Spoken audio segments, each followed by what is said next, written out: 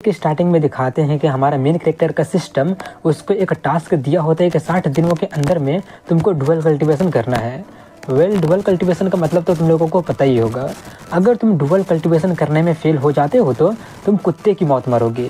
उस टास्क को देखकर हमारा मेन कैरेक्टर का तो फटके हाथ में आ जाता है, लेकिन उसको ज़िंदा तो रहना है, इसलिए वो सभी लड़कियों से भीख मांगने लगा होता है कि प्लीज़ मुझ पर दया करके बस एक बार मेरे साथ कर लो। अब टास्क एंड होने में सिर्फ 30 दिन ही बच रहा होता है और वह अभी भी भीख मांग ही रहा होता है। अब सिर्फ टास्क एंड होने में 20 दिन बच रहा होता है और वह अभी भी बहुत ही ज़्यादा भीख मांग रहा होता है कि प्लीज़ बस एक बार, सिर्फ एक बार, बस मेरा ज़िंदगी का सवाल है, बस एक बार। मगर उसका कोई नहीं सुनता है और ऐसे करते करते अब सिर्फ 10 दिन ही बचा होता है और आज वो अपना कटने से बचाकर भाग रहा होता है। अब इसी के साथ में सिर्फ एक ही दिन बचा होता है, इसीलिए वो रोते हुए चिल्लाने लगा होता है कि प्लीज़ कोई तो, सिर्फ एक ही बार का तो बात है। लेकिन उसका कोई फ़ायदा नहीं होता है और टाइम ख़त्म हो जाता है और कोई उसके साथ करता ही नहीं है, जिसके कारण अब इसके साथ आगे क्या होने वाला है वो जानने से पहले चलो कहानी शुरू से शुरू करते हैं कि आखिर चीज़ें यहाँ पर पहुँची कैसे। अब कहानी की स्टार्टिंग में हमारे मेन कैरेक्टर ये तिनमिंग को दिखाते हैं, जो कि 18 साल का होने वाला होता है, अभी 17 साल का होता है और वो अपना कब्र खोद रहा होता है। अपना कब्र खोदने के बाद में वो अपने चेस्ट पर के एक ब्लैक टैटू को देखकर कहता है कि लगता है कि मैं भी अपनी इस फेट से भाग नहीं सकता हूँ। किसी को भी नहीं पता है कि किस जनरेशन से ये स्टार्ट हुआ है, लेकिन एक अजीब ब्लैक कलर का पैटर्न ये फैमिली के डिसेंडेंट के चेस्ट पर अपीयर होना शुरू हो गया था। इस मार्क के कारण होस्ट 18 साल तक कमज़ोर होते जाता है और जब 18 साल का हो जाता है तब बहुत ही ज़्यादा मिजरेबल डेथ मारा जाता है। कल मेरा 18 साल हो जाएगा, इसलिए कुत्ते की मौत मरने से ज़्यादा अच्छा है कि आज मैं अपना ज़िंदगी ख़त्म करने वाला हूँ। डैम इट, मुझे काफ़ी ज़्यादा जलन हो रही है कि मेरे एंसेस्टर के पास में तो एटलीस्ट वाइफ था, लेकिन मैं तो आज तक एक लड़की को छुआ तक नहीं हूँ। शाओ शुई, काश मैं तुम्हारे साथ। वो ये सब सोच ही रहा होता है कि तभी उस पर एक जोरदार अटैक हो जाता है, जिससे तियानमिंग काफ़ी दूर फेंका जाता है और उसका बाप का टॉम्ब स्टोन भी टूटकर फेंका जाता है। ये देखकर तियानमिंग खुद को संभालते हुए देखने लगा होता है कि आखिर क्या हो गया। तो वो देखते हैं कि वहाँ पर एक फीमेल कल्टीवेटर होती है, जिसका की हालत काफ़ी ज़्यादा ख़राब हो गया होता है और वो इंजर्ड भी होती है। तभी बाहर से कोई चिल्ला रहा होता है कि ल्यू मेंकी, तुमको कोई बचा नहीं सकता है। उस बंदे के आवाज़ को सुनकर वो लड़की थोड़ी सी शॉक्ड हो जाती है और वह जल्दी से छिप जाती है। वहीं पर बाहर में वो बंदा कह रहा होता है कि अगर तुम मरना नहीं चाहती हो तो चुपचाप बाहर आ जाओ, ज़्यादा चिंता मत करो, मैं तुम्हारा अच्छा से ख्याल रखूँगा। मगर उसको जब वहाँ से कोई जवाब नहीं मिलता है तो उसको लगता है कि वो लड़की यहाँ से भाग गई होगी, इसलिए वो दूसरा जगह ढूंढने चला जाता है। उसके जाने के बाद में वो कल्टीवेटर कांपते हुए पैरों से आगे बढ़ती है और ये तियानमिंग को एकदम होरनी फेस के साथ देखकर उस पर टूट पड़ती है, जिससे वो चिल्लाने लगा होता है कि ये तुम क्या कर रही हो, पागल हो गई हो। मगर वहीं पर वो कहती है कि ज़्यादा डरने की ज़रूरत नहीं है। ये बोलकर वो उसका पकड़ते हुए कहती है कि तुमको जल्दी ही बहुत ही अच्छा फील होने वाला है। लेकिन तभी अचानक वो अपने होश में आ जाती है और ये तिनमिंग को पीटते हुए कहती है कि कमीने कहीं कि तुम्हारी हिम्मत कैसे हो गया। मगर वो फिर से अपने ऊपर से कंट्रोल खो देती है और उसका हाथ से अपना वाला पकड़वाती है, जिससे ये तियानमिंग काफ़ी ज़्यादा सॉफ्ट हो जाता है। उसका गला काफ़ी ज़्यादा सूखने लगा होता है और वो कहता है ये तो काफ़ी ज़्यादा सॉफ्ट निकला। मगर फिर से वो अपने होश में आकर फिर से उसको एक झापड़ लगाते हुए कहती है कि मेरा फ़ायदा उठाने की तुम्हारी हिम्मत कैसे हो रहा है। जिससे अब ये तियानमिंग का दिमाग काफ़ी ज़्यादा ख़राब हो जाता है और वो अपना दोनों गाल पकड़कर चिल्लाने लगा होता है कि सीधी सीधा मार क्यों नहीं देती हो मुझे। मगर उसका बात को पूरा करने से पहले ही वो उसको किस कर लेती है। और फिर क्या था, कहानी का मेन कैरेक्टर होने के कारण ये कैसे मर सकता है, इसलिए जो होना था वो तो हो ही जाता है। अब कुछ घंटे के बाद में ये तियानमिंग अकेला गुफा में सो रहा होता है और नींद में बड़बड़ा रहा होता है कि अच्छे से करो, ज़्यादा फोर्स यूज मत करो। यही सब बड़बड़ाते हुए वो उठ जाता है और ढूंढने लगता है कि वो लड़की कहाँ चली गई। नहीं मिलने पर वो सोचता है कि शायद वो कोई सपना देख रहा होगा, लेकिन तभी उसकी नज़र अपने चेस्ट पर जाती है, जहाँ पर वो ब्लैक मार्क गायब हो गया था। जो देखकर वो काफ़ी ज़्यादा शॉक्ड हो जाता है, लेकिन जल्दी ही काफ़ी ज़्यादा खुश होकर अपने गांव जाते हुए सोच रहा होता है कि मिडनाइट से ज़्यादा टाइम हो गया है और मेरा बॉडी अभी तक ठीक है और मेरा वो काला वाला मार्क भी गायब हो गया है। अब मैं नहीं मरूंगा और मैं तो उस लेडी के साथ में वो करने का सपना भी देखा था। वो हंसी खुशी जा ही रहा होता है कि तभी गांव में से काफ़ी ज़्यादा चीखने चिल्लाने की आवाज़ सुनाई देती है, इसलिए वो जल्दी इसे जाकर देखता है तो पता चलता है कि गांव में तो डाकुओं ने हमला कर दिया है और सभी लोगों को मार रहे होते हैं, लूट रहे होते हैं। वो देखकर ये तियानमिंग काफ़ी ज़्यादा शॉक्ड हो जाता है और वह वैसे ही डरते हुए छिपकर वहाँ पर चला जाता है जहाँ पर वो सभी डाकू सभी गांव वाले को मार रहे होते हैं, जिससे तियानमिंग काफ़ी ज़्यादा घबरा गया होता है कि कहीं अब उसका बारी भी नहीं आने वाला है ना। तभी उसको शाओ शुई की चिल्लाने की आवाज़ सुनाई देती है। उसका आवाज़ को सुनकर वो जल्दी देखता है तो पता चलता है कि वो डाकू उसको पकड़ लिए होते हैं और उसके साथ बारी बारी से करने वाले होते हैं। जो देखकर तियानमिंग जल्दी से उसके हेल्प करने जाने वाला होता है, लेकिन वो खुद को समझाता है कि इस सिचुएशन में अगर मैं जाता हूँ तो डेफिनेटली मारा जाऊँगा। मुझे फाइनली जिंदा रहने का मौका मिला है तो उसको मैं ऐसे गवा नहीं सकता हूँ। यहाँ से भाग जाना ही बेस्ट डिसीजन होगा। ये सोचकर वो डरते हुए वहाँ से भागते हुए सोचता है कि मुझे ब्लेम मत करना।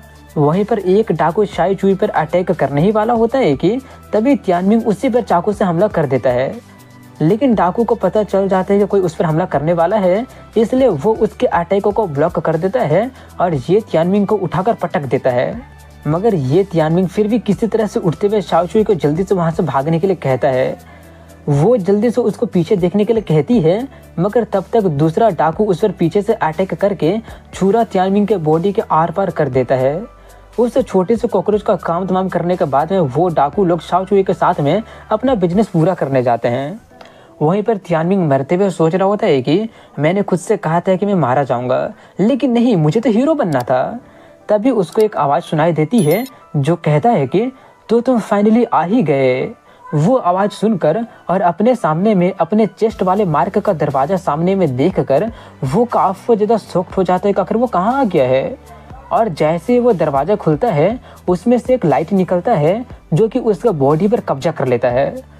उसको उठता देखकर एक डाकू काफ़ी ज़्यादा हैरानी से उसकी तरफ इशारा करता है, लेकिन उस डाकू का कुछ एक्शन लेने से पहले ही तियानमिंग आता है और उसका मुंह पकड़ता है और उसका सर को ब्लास्ट करके रख देता है। जो देखकर उसके बाकी के साथी काफ़ी ज़्यादा शॉक्ड हो जाते हैं। वहीं पर तियानमिंग के कॉन्शियसनेस में उसका सोल के सामने में एक ब्लैक ड्रैगन को दिखाते हैं जो कि जंजीरों से बंधा होता है। वो ब्लैक ड्रैगन कहता है कि ये फैमिली का डिसेंडेंट हम फाइनली मिल ही गए।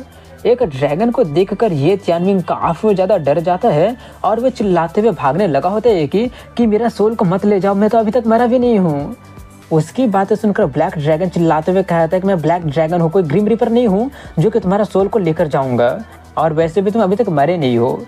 ना मरने वाला बात को सुनकर ये तियानमिंग काफ़ी ज़्यादा हैरान रह जाता है और जल्दी से उसके पास जाता है। वो ब्लैक ड्रैगन कहता है कि मेरे लिए तो तुम once in a century opportunity हो। वहीं पर बाहर में उसका बॉडी में वो वाला मार्क फिर से अपीयर हो गया होता है और वो अब सभी का सभी डाकुओं का काम तमाम करना शुरू कर दिया होता है। वो देखते ही देखते काफ़ी सारे डाकुओं को मार देता है, जिससे बाकी के बचे हुए डाकू काफ़ी ज़्यादा गुस्सा हो गए होते हैं और अपने साथियों का बदला लेने जाते हैं। लेकिन उसका कोई फ़ायदा नहीं होता है क्योंकि वो सभी लोगों को देखते ही देखते मार दिया होता है।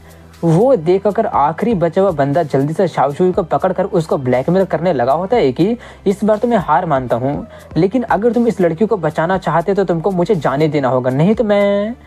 उसका बात को पूरा करने देने से पहले ही ये तियानमिंग देखते ही देखते उसके हाथ को काट के रख देता है, जिससे दर्द के मारे वो काफ़ी ज़्यादा चिल्लाने लगा होता है। मगर उसको ज़्यादा चिल्लाने देने से पहले ही तियानमिंग उसका भी काम तमाम करके रख देता है। आखिरी बंदे का काम तमाम करने के बाद में वो पागलों की तरह हंसने लगता है। अब इसी के साथ में फिर से उसके सोल को दिखाते हैं जो कि ड्रैगन से पूछता है कि आखिर तुम्हारा मतलब क्या है। ड्रैगन कहता है कि तुमको अभी ये सब जानने की कोई ज़रूरत नहीं है, अभी तुमको सिर्फ मेरा एक सवाल का जवाब देना है। बोलो, क्या तुम अपना हारम बनाना चाहते हो? ये सुनकर उसका एक्सप्रेशन तो देखने लायक था। उसको कुछ भी ना बोलता देखकर ड्रैगन कहता है, क्या तुम सुने नहीं हो, मैं बोल रहा हूँ कि। उसका बात को पूरा करने से पहले ही तियानमिंग चिल्लाने लगा होता है कि अपना मुंह बंद रखो, मैं ऐसा गंदा सवाल का जवाब नहीं देने वाला हूँ। ड्रैगन कहता है कि ज़्यादा हिपोक्रिटिकल मत बनो, तुम ऑलरेडी एक बार कर लिए हो तो इतना ज़्यादा रिजर्व बनने का दिखावा क्यों कर रहे हो? तियानमिंग चिल्लाते हुए कहता है कि ये तुम क्या बकवास कर रहे हो, मुझे बदनाम मत करो। तभी वो जगह पूरी तरह से डिस्ट्रॉय होने लगा होता है, जो देखकर ड्रैगन कहता है, अरे नहीं, टाइम खत्म हो गया, ज़्यादा टाइम नहीं बचा है, इसलिए अच्छे से सुनो। ये बोलकर वो अपना बचा हुआ पावर उसको देते हुए कहता है कि तुम्हारा चेस्ट का वो ब्लैक मार्क एक श्राप है जिसको कि एक पावरफुल कल्टीवेटर ने दिया था, जो कि ये फैमिली का सभी डिसेंडेंट को अफेक्ट करता है। लेकिन तुमने मुझे अवेकन कर दिया है, तो इसका मतलब ये है कि तुमने इस कर्ज को तोड़ने का चाबी को ढूंढ लिया है। और वो चाबी ये है कि अपोजिट सेक्स के साथ में डुअल कल्टीवेशन करके उनका पावर को ऑब्जर्व करना। हालांकि ये मार्क कुछ टाइम के लिए गायब हो गया है, लेकिन वो जल्दी ही अपीयर हो जाएगा। मैं तुमको अपना आखिरी पावर दे रहा हूँ, अगर तुम मरना नहीं चाहते हो तो मेरा आखिरी पावर का अच्छी तरह से यूज करना और जल्दी से जल्दी पावरफुल कल्टीवेटर बन जाना। तुमको स्ट्रॉन्गर बनकर अपने हारेम को बढ़ाना होगा तब तक जब तक तुम वर्ल्ड के टॉप पर ना पहुँच जाओ। उसकी सभी बातें सुनकर तियानमिंग अचानक उठते हुए कहता है कि पहेलियों में बातें करना बंद करो। लेकिन वो अपने आप को बेड पर सोए हुए देखकर सोचता है कि आखिर ये सब क्या हो रहा है। तभी उसकी नज़र एक लेटर पर जाती है जो कि शाओ चुई लिखी होती है, जिसमें लिखा होता है कि जब तक तुम ये पढ़ रहे होगे तब तक हम सभी लोग गांव छोड़कर जा चुके होंगे। जब तुम रैम्पेज में आकर सभी डाकुओं को मार दिए थे, उसके बाद तुम अचानक कोमा में चले गए थे। मैं तुमको होश में लाने की बहुत ही कोशिश की तो थी, लेकिन तुम होश में नहीं आए थे, इसलिए मैं तुमको सिर्फ इसी घर में लाकर रख सकी थी। गांव के काफ़ी सारे लोग सिर्फ और सिर्फ तुम्हारे वजह से सर्वाइव कर पाए हैं, लेकिन वो लोग बाकी के डाकुओं के रिवेंज से डरे हुए थे, इसीलिए सभी लोग यहाँ से चले गए हैं। माफ़ करना कि मैं किसी को तुम्हें अपने साथ लेकर चलने के लिए कन्विंस नहीं कर सकी थी। प्लीज़ अपना ख्याल रखना। तियानमिंग वो सब पढ़ने के बाद में जल्दी से बाहर निकल कर देखता है तो वहाँ पर सभी डाकुओं का लाश पड़ा होता है, जो देख कर वो काफ़ी ज़्यादा शॉक्ड होकर खुद से कहता है कि क्या ये मैंने किया है। तभी उसके सामने सिस्टम का विंडो अपीयर हो जाता है, जो कि उसको बताता है कि ये सभी चीज़ें लाशें हैं। सिस्टम विंडो को अचानक देखकर तियानमिंग काफ़ी ज़्यादा शॉक्ड होकर कहने लगा होता है कि अब आखिर ये क्या है। तभी सिस्टम उसको उसका इन्फॉर्मेशन बताता है कि तुम अभी ची रिलम के फर्स्ट लेवल में हो और तुम्हारे पास में कोई भी कल्टीवेशन टेक्निक नहीं है, लेकिन तुम्हारे पास में अप्रेजल स्किल है और तुम कस्ट हो। अपना उन सभी इन्फॉर्मेशन को देखकर वो उस ब्लैक ड्रैगन को याद करके कहता है तो उसका आखिरी पावर मुझे फर्स्ट लेवल में पहुंचा दिया है। एक सेकंड, ये क्या है? 60 दिनों में डबल कल्टीवेशन कंप्लीट करो वरना ये तो बदल गया। जल्दी से ब्लड उल्फों को हराओ। काफ़ी सारे लाशों ने ब्लड उल्फों को अट्रैक्ट कर लिया है और वो तुम पर अटैक करने आ रहा है, क्योंकि तुम ही अकेले यहाँ पर जिंदा बंदा बचे हुए हो। ये टास्क कंप्लीट करने के बाद में तुम्हारा सारा का सारा इंजरी हील हो जाएगा, बैकपैक बाहर एक्टिवेट हो जाएगा और अगला स्टेज का टास्क भी एक्टिवेट हो जाएगा। वो सब देखकर ये तियानमिंग चिल्लाते हुए कहता है कि अच्छे से समझा नहीं सकते हो क्या, और वैसे भी ये ब्लड उल्फ कहाँ पर है। तभी वहाँ पर ब्लड उल्फ आ जाता है, जिसको देखकर तो उसके फटके चार हो जाती है। वो ब्लड उल्फ काफ़ी ज़्यादा गुस्से में होता है और अचानक उस पर अटैक कर देता है, जिसमें तियानमिंग का लक थोड़ा सा अच्छा होता है कि उसका पंजा उसके मेन पॉइंट से 2 इंच की दूरी पर लैंड हुआ होता है। नहीं तो आज तो उसको अपने छोटे भाई को बाय बोलना पड़ जाता, जिससे उसका हालत काफ़ी ज़्यादा ख़राब हो जाता है। तभी सिस्टम जल्दी से उसको उसका इन्फॉर्मेशन देता है कि ये स्पेशल कंडीशन में है और ये ची रिलम के सेकंड फेज में है। उसका लेवल देखकर तियानमिंग डरते हुए कहता है कि तुम चाहते हो कि मैं इसको मारूं? ये बोलकर वो डर के मारे वहाँ से भागते हुए कहता है बिल्कुल भी नहीं, मैं तो अभी कुछ और साल जीना चाहता हूँ। सिस्टम उससे कहता है कि जल्दी से जल्दी अपने टास्क का कंप्लीट करो। तियानमिंग रोते हुए कहता है कि तुम अपना मुंह बंद रखो, अगर मुझे मरवाना ही चाहते हो तो तुम खुद ही मुझे क्यों नहीं मार देते हो। सिस्टम उससे कहता है अरे भाई भागना बंद करो और मौके का फ़ायदा उठा लो। वो अभी अब नॉर्मल स्टेट में है, जिसके कारण उसका स्पीड काफ़ी ज़्यादा घट गया है, मगर तुम्हारा किस्मत ख़राब है कि 1 मिनट के अंदर में वो अपने नॉर्मल कंडीशन में आ जाएगा। वो सुनकर ये तियानमिंग थोड़ा सा खुश होते हुए कहता है कि ये तो काफ़ी अच्छा न्यूज़ है, मैं इस मौके का फ़ायदा उठाकर यहाँ से भाग जाऊँगा।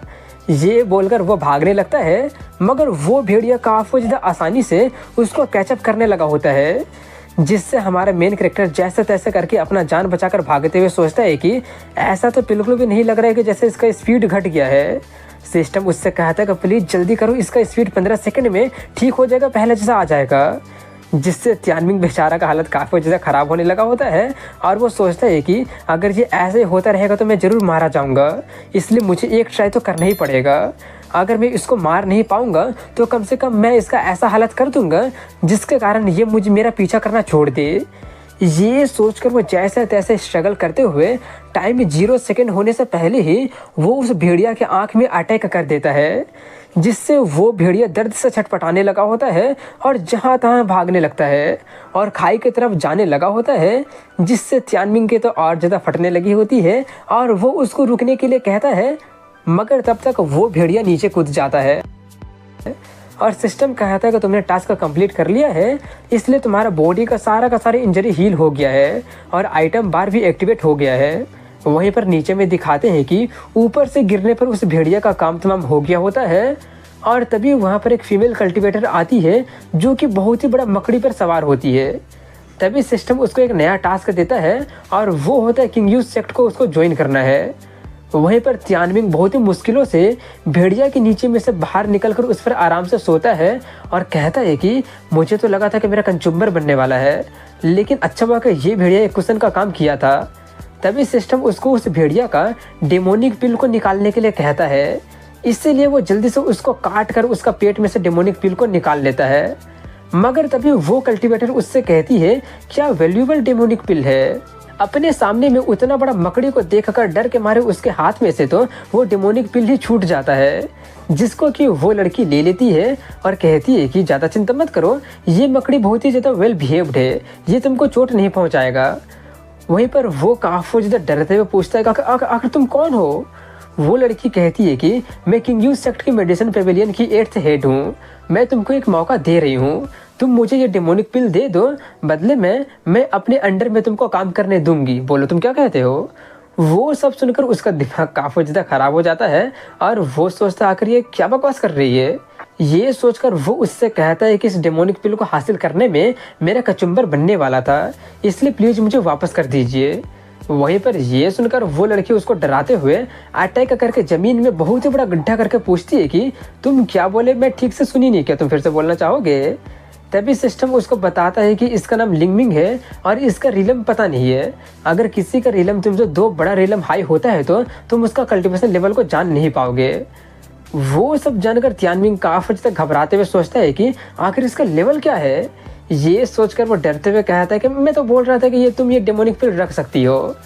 तभी सिस्टम कहता है कि डुअल कल्टीवेशन का पार्टनर मिल गया है। लिंगमिंग किंग यूज सेक्ट की मेडिसिन पेविलियन की 8th जनरेशन हेड है, एक फीमेल फार्मासिस्ट है जो कि डीमन को रिफाइन करने में ऑब्सेस्ड है। उसका अभी तक कोई भी दाओइस्ट पार्टनर नहीं हुआ है। इसके साथ डुअल कल्टीवेशन करने से तुम बहुत ही ज़्यादा मात्रा में स्पिरिचुअल पावर को ऑब्टेन कर सकते हो। इसका फेवरेबिलिटी तुम्हारे प्रति में 0 है, लेकिन 90 होने के बाद में तुम डायरेक्टली उसके साथ कर सकते हो। वो सब जानकर ये तियानमिंग बेबस होकर सोचता है कि डुअल कल्टीवेशन, मुझे तो लगता है कि मेरा काम तमाम होने वाला है। वहीं पर लिंगमिंग उसको किंग यूज सेक्ट लेकर जाते हुए कहती है कि ज़्यादा दुखी मत हो, तुम बिना किसी सेक्ट के मदद के ही ची रिलम के फर्स्ट लेवल में पहुंच गए हो। ये दिखाता है कि तुम्हारे पास में बहुत ज़्यादा पोटेंशियल है और इस डेमोनिक पिल के एक्सचेंज में तुम किंग यूज सेक्ट को ज्वाइन करने का तुमको मौका मिल रहा है। ये तियानमिंग कहता है कि आप जो बोल रहे हैं वो सच में एक बहुत ही बड़ा अपॉर्चुनिटी है। मेरा किंग यूज सेक्ट का डिसाइपल बनना सच में एक ग्रेट अपॉर्चुनिटी है। तभी लिंगमिंग कहते हैं, किसने कहा कि तुम डिसाइपल बन गए हो, बल्कि तुम तो हैंडीमैन बने हो, तुम अभी डिसाइपल बनने के लिए क्वालिफाई नहीं हो। अब ये सुनकर था ये तियानमिंग को 440 वोल्ट का झटका लग जाता है और वो चिल्लाने लगा होता है कि ऐसा मजाक मत करो, मुझे अब जल्दी से जाने दो, मैं किसी के हैंडीमैन नहीं बनने वाला हूँ। लिंगमिंग कहती है अब भागने के लिए बहुत ही देरी हो चुकी है। ये बोलकर वो उसको जबरदस्ती लेकर जाने लगती है। तभी सिस्टम उससे कहता है कि किंग यूज सेक्ट को ज्वाइन करने वाला टास्क फोर्सफुली कंप्लीट हो गया है, रिवार्ड तुम्हारे इन्वेंट्री में पड़ा हुआ है। अब इसके कुछ देर के बाद में वो लोग किंग यूज सेक्ट पहुंच गए होते हैं, जहाँ पर लिंगमिंग उसको दरवाजे पर लाकर पटक देती है। उसको देखकर कुछ डिसाइपल उससे कहते हैं कि वाइस मास्टर हमें आपको ये इन्फॉर्म करने के लिए बोले हैं कि आप जो आइटम ढूंढ रहे थे वो मिल गया है, इसलिए जल्दी से स्पिरिचुअल ट्रेजर पेविलियन में चले जाइए। ये सुनकर लिंगमिंग काफी ज़्यादा खुश होकर जल्दी से जाते हुए तियानमिंग को लात मारकर नीचे गिराते हुए कहती है कि मुझे एक ज़रूरी काम याद आ गया है, इसलिए मैं जा रही हूँ, तुम खुद ही मेडिसिन पेविलियन में चले जाओ। वहीं पर नीचे गिरने से उसके नाक में चोट लग जाती है और वो चिल्लाने लगा होता है, क्या तुम मुझे मारने की कोशिश कर रही हो। तभी एक गार्ड तियानमिंग को हाथ देते हुए पूछता है कि क्या तुम एक हैंडीमैन हो जो कि जिसको कि पेविलियन मास्टर लिंग ने किडनैप कर लिया है। वेल, किंग यूज सेक्ट में तुम्हारा वेलकम है, फ्लोर काफ़ी ज़्यादा ठंडा है, इसलिए जल्दी से उठ जाओ। उनका इतना ज़्यादा केयर को देखकर तियानमिंग एकदम खुशी से रोते हुए सोचता है कि कल्टीवेटर के बीच में भी कुछ अच्छे लोग होते हैं। वहीं पर वो दोनों उसको पवेलियन का रास्ता दिखाकर कहते हैं कि हम गार्ड कर रहे हैं, इसलिए तुमको अकेले ही जाना होगा। तियानमिंग उनका थैंक्स बोलकर चला जाता है। तो वहीं पर उसको जाता देखकर वो दोनों बातें करते हैं कि आखिर वो मेडिसिन पवेलियन में कैसे चला गया, बेचारा जरूर उसको मास्टर लिंग मिंग फोर्स की होगी। वहीं पर तियानमिंग को दिखाते हैं जो कि मेडिसिन पवेलियन में पहुंचकर खुद से कहता है, तो क्या मैं ज़िंदगी भर यहीं पर काम करने वाला हूँ। तभी उसको झाड़ियों की हिलने की आवाज़ सुनाई देती है, इसलिए उसको लगता है कि जरूर वहाँ पर कोई मेडिसिन पवेलियन से होगा। ये सोचकर वो उसको हेलो कहने जाता है कि जाकर कहता है कि मैं यहाँ पर नया हूँ, तुमसे मिलकर अच्छा। मगर वहीं पर उसकी बातों को बिना पूरा सुने ही वो लड़की जो कि वहाँ पर लिटरली टॉयलेट कर रही होती है काफ़ी ज़्यादा शॉक्ड हो जाती है। वहीं पर उसका वैसा हालत देखकर तियानमिंग एकदम शॉक्ड रह जाता है और तभी वो लड़की जल्दी से पहनकर उस पर अटैक करने के लिए आगे बढ़ते हुए कहती है कि मैं सुनी थी कि पवेलियन में एक ठरकी है, तो वो तुम ही हो। तभी सिस्टम उसके बारे में बताकर कहता है कि ये ची रिलम के 8th लेवल में है और तुम बहुत ही बड़े खतरे में हो। तियानमिंग जल्दी से उसको कहने जाता है कि ये एक बहुत ही बड़ा गलतफहमी हो गया है, लेकिन वहीं पर वो उसकी कोई भी बातें ना सुनकर उस पर अटैक करने के लिए आगे बढ़ती है, जो देखकर वो जल्दी से वहाँ से भागने लगता है। मगर उसे भागने देने से पहले ही वो लड़की उस पर पैरालिसिस नीडल से अटैक कर देती है, जिससे वो पैरालाइज हो जाता है और नीचे गिर जाता है, उसकी आंखें भी बंद हो जाती है। वहीं पर वो लड़की उसके पास पहुंचकर कहती है कि मैं भी देखती हूँ कि अब तुम कहाँ भाग कर जाते हो, अब तो तुमको मरने से कोई बचा नहीं सकता है। तियानमिंग उसको समझाने की कोशिश करता है कि ये सब एक बहुत ही बड़ा गलतफहमी है। ये बोलकर वो गलती से उसका संतरे पकड़ लेता है और कंफ्यूज होते हुए कहता है कि अब आखिर ये सॉफ्ट चीज़ें क्या है, जिससे अब वो लड़की तो और ज़्यादा गुस्सा हो जाती है और उस पर अटैक करने ही वाली होती है कि तभी एक जोरदार ब्लास्ट का आवाज़ सुनाई देता है, जिस धमाके को सुनकर वह काफ़ी ज़्यादा शॉक्ड होते हुए कहती है कि मेडिसिन पवेलियन तो फिर से एक्सप्लोड हो गया, जिससे वो काफ़ी ज़्यादा शॉक्ड हो जाती है और उसको भी अपने साथ उसका चूल पकड़कर खींचकर लेकर जाने लगती है। वहीं पर उस रूम को दिखाते हैं जहाँ पर फर्नेस ब्लास्ट हुआ होता है। वो वाला रूम अब टेम्परेचर बढ़ने का कारण बहुत ही ज़्यादा गर्म हो जाता है, इसीलिए सभी लोग वहाँ से भाग रहे होते हैं। इंग हान जल्दी से वहाँ पर पहुँचती है और तियानमिंग को उसके मुंह के बल पटक देती है और पूछने लगती है कि यहाँ पर क्या हुआ। वो लोग बताते हैं कि आज फिर से फर्नेस नंबर 3 ब्लास्ट हो गया है, वैसे ये बंदा कौन है। इंग हान कहती है कि ये वही ठरकी है जो कि पिछले कुछ महीने से पीपिंग टॉम बना हुआ था। वो सब सुनकर वो लोग भी काफ़ी ज़्यादा भड़क जाते हैं और कहने लगे होते हैं, तो यही वो बंदा है, चलो इसको पीट कर इसका बहुत ही बुरा हालत कर देते हैं। नहीं, पीटना इसके लिए काफ़ी ज़्यादा आसान पनिशमेंट हो जाएगा, इसलिए क्यों नहीं इसे पिल फर्नेस में फेंक देते हैं। वो देखकर तियानमिंग काफ़ी ज़्यादा डरते हुए कहने लगा होता है कि मुझ पर झूठा इल्ज़ाम लगाया जा रहा है, ये सब तो एक बहुत ही बड़ा गलतफहमी है। मैं तो एक नया हैंडीमैन हूँ जिससे कि तुम्हारा पवेलियन मास्टर पकड़ कर लाई है। इंग हान कहती है कि अगर झूठ बोलना ही चाहते हो तो कुछ अच्छा झूठ बोलोगे जिस पर हम लोग विश्वास कर सके। मेडिसिन पवेलियन तो पिछले 200 सालों में एक भी बंदा को लिया ही नहीं है और यहाँ पर सिर्फ और सिर्फ लड़कियाँ ही है। ये बोलकर वो जाते हुए कहती है कि इसको बंद कर दो और जब पवेलियन मास्टर आएंगी तब उनको पनिशमेंट देने के लिए कहेंगे। इसके जवाब में वो दोनों उसको पकड़कर एक घर में बंद करने लेकर जाने लगते हैं, जहाँ पर वो चिल्लाते ही रह जाता है कि मैं तो सच बोल रहा हूँ। अब इसके बाद में दिखाते हैं कि सिस्टम कहता है कि तुम्हारे पास में सिर्फ 30 दिन है, जल्दी से डुअल कल्टीवेशन कंप्लीट करो। इसलिए वो सभी लड़कियों से भीख मांगने लगा होता है कि प्लीज़ मुझ पर मेरे साथ एक बार करने दो। ऐसे ही टाइम घटते जाता है और वो सभी लड़कियों से भीख मांगते ही रहता है, लेकिन कोई भी उसके साथ करने के लिए तैयार ही नहीं होता है। और इसी के साथ में उसका टाइम ख़त्म हो जाता है और वो चिल्लाने लगा होता है कि कोई कम से कम कोई तो कर लो, वरना ब्लैक मार्क मुझे कुत्ते की मौत मारेगा। यही चिल्लाते चिल्लाते वो अचानक उठ जाता है और चैन की सांसें लेते हुए कहता है, अच्छा हुआ कि वो सब सिर्फ एक सपना था। लेकिन तभी उसके सामने सिस्टम के पैनल में लिखा होता है कि 59 दिन के अंदर में डुअल कल्टीवेशन कंप्लीट करो, जिससे वो काफ़ी ज़्यादा शॉक्ड हो जाता है और कहता है इसका मतलब वो सपना नहीं था। सिस्टम उससे कहता है कि मैं तो यही कहूँगा कि अपने ही लेवल जितना टारगेट को ढूंढना, तब अगर वो मना भी कर देती हो तो कम से कम तुम्हारे पास में तुम्हारा जान बचाने का ताकत होगा। तियानमिंग कहता वेल, इतना ध्यान रखने के लिए तुम्हारा थैंक यू। ये बोलकर वो जल्दी से अपने उस भेड़िया को मारने वाला टास्क को कंप्लीट करने के बाद में मिला हुआ रिवॉर्ड को देखने लगा होता है, जो कि एक हेवन रैंक का black dragon primeval chaos cultivation technique होता है। हेवन रैंक का बुक को देखकर तियानमिंग काफ़ी ज़्यादा खुश हो जाता है और वो जल्दी से निकाल कर पढ़ने ही वाला होता है कि तभी वो ये देख कर काफ़ी ज़्यादा शॉक्ड हो जाता है कि उसको कल्टीवेट करने के लिए यूजर को कम से कम जी रिलम के सेकंड लेवल में होना ही पड़ेगा, जिससे उसका दिमाग काफ़ी ज़्यादा ख़राब हो जाता है और वो गुस्से में उस किताब को फेंक कर चिल्लाने लगा होता है कि ये सिस्टम का बच्चा तो जानबूझकर मुझे लुक डाउन कर रहा है। ये तो अब बहुत ही बड़ा प्रॉब्लम बन गया है। अब सिर्फ 59 दिन ही बचा है कर्स द्वारा अपीयर होने के लिए। लेकिन अगर मैं अपने आप को जल्दी से जल्दी ताकतवर नहीं बना पाऊंगा तो यहाँ से निकलना भी मेरे लिए बहुत ज़्यादा मुश्किल हो जाएगा। ये बोलकर वो बुक सेल्फ की तरफ बढ़ता है जहाँ पर सिस्टम बताता है कि ये सभी पिल बनाने से रिलेटेड किताबें हैं, तुम सिर्फ उनको पढ़ने से उनके स्किल को एक्वायर कर सकते हो। च्यानमिंग पिल रिफाइनिंग वाला किताब को निकालते हुए कहता है कि इस सिचुएशन में पिल रिफाइन सीखकर मैं कर ही क्या लूँगा। एक सेकेंड, अगर मुझे अच्छे से याद है तो वो स्ट्रॉन्ग कल्टीवेटर तो किसी तरह से पिल के कारण ही उतना ज़्यादा हॉर्नी हो गई थी ना। अगर वैसा पिल बनाने का रेसिपी वाला किताब मुझे मिल जाता है तो मेरा मतलब है कि ये सब सिर्फ सेल्फ प्रोटेक्शन के लिए कर रहा हूँ, ज़्यादा मत सोचो तुम लोग। ये बोलकर वो जैसे किताब खोल कर देखता ही है कि सिस्टम कहता है कॉन्ग्रेचुलेसन कि तुम सही रास्ते पर मेहनत कर रहे हो।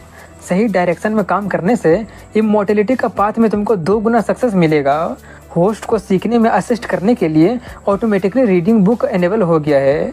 जैसे ही वो स्किल एक्टिवेट होता ही है कि च्यानमिंग को अब कुछ पढ़ने की ज़रूरत नहीं होती है, क्योंकि उसका किताब का पूरा कंटेंट सब कुछ अपने आप ही उसके दिमाग में जाने लगा होता है।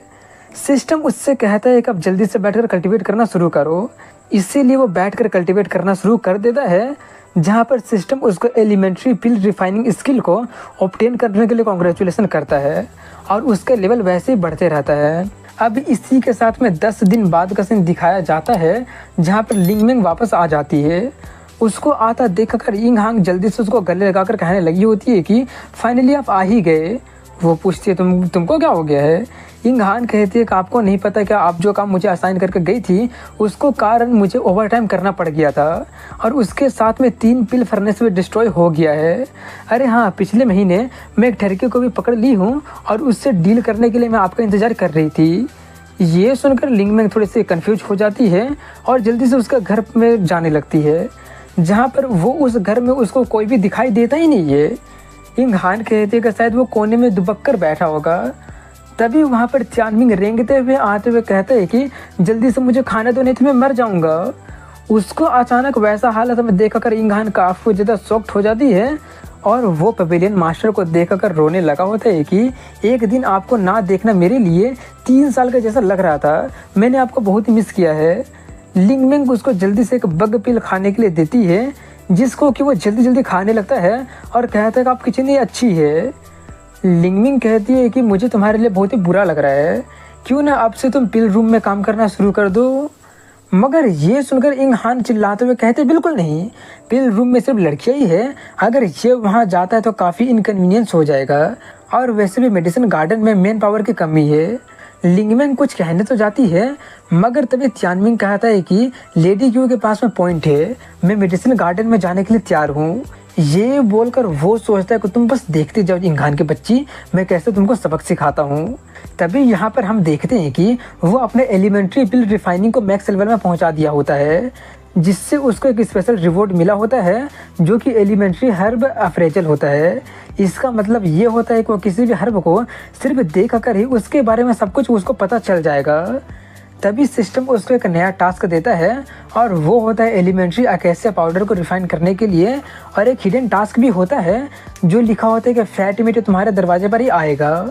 वो सब देख कर वो थोड़ा सा कंफ्यूज होते हुए सोचता है कि कहीं सिस्टम मुझ में अपना आशा तो नहीं खो दिया है ना, आखिर फैट मीट का मतलब क्या है। तभी यिंग हांग उससे कहती है कि मेडिसिन गार्डन में अभी ज़्यादा काम नहीं है, एल्केमी रूम के डिसाइपल यहाँ पर कुछ हर्ब लेने रोज आते हैं, इसलिए तुमको बस इस जगह का ख्याल रखना है। ये च्यानमिंग जाकर हर्ब को चेक करने लगा होता है, जिसमें उसको पता चलता है कि पूरे गार्डन में 90% हर्ब तो सिर्फ ऑर्डिनरी क्वालिटी का ही होता है। लेकिन तभी उसको एक बहुत ही हाई क्वालिटी का हर्ब मिल जाता है, इसीलिए वो जल्दी से जाकर उसको ले लेता है, जिसके बारे में सिस्टम कहता है कि इसका यूज करके पिल रिफाइनिंग करने से सक्सेस रेट 50% से बढ़ जाएगा और इसका इफेक्ट भी 50% से बढ़ जाएगा। उसको देखकर तियानमिंग काफ़ी ज़्यादा खुश हो ही रहा होता है कि तभी इंग हांग ने उसको पीटते हुए कहती है कि जब लोग तुमसे बातें कर रहे हो तो तुमको सुनना चाहिए। उसको पीटकर वो उसको कान पकड़कर लेकर जाने लगती है और एक घर के पास लाकर कहती है कि अब से तुम यहीं पर रहोगे, इसलिए अच्छे से काम करना और याद रखना पिल रूम फॉरबिडन प्लेस है, अगर तुम उसके सामने भी आने की कोशिश करोगे तो। ये बोलकर वो उसका हाथ का हाई क्वालिटी का हर्ब को डिस्ट्रॉय करते हुए कहती है कि तुम्हारा यही हालत होगा। अपना हाई क्वालिटी का हर्ब को बर्बाद होते देख कर वो काफ़ी ज़्यादा शॉक्ड हो जाता है और गुस्से में उसको देखते हुए सोचता है कि तुम बस देखते जाओ कैसे मैं तुमसे बदला लूँगा।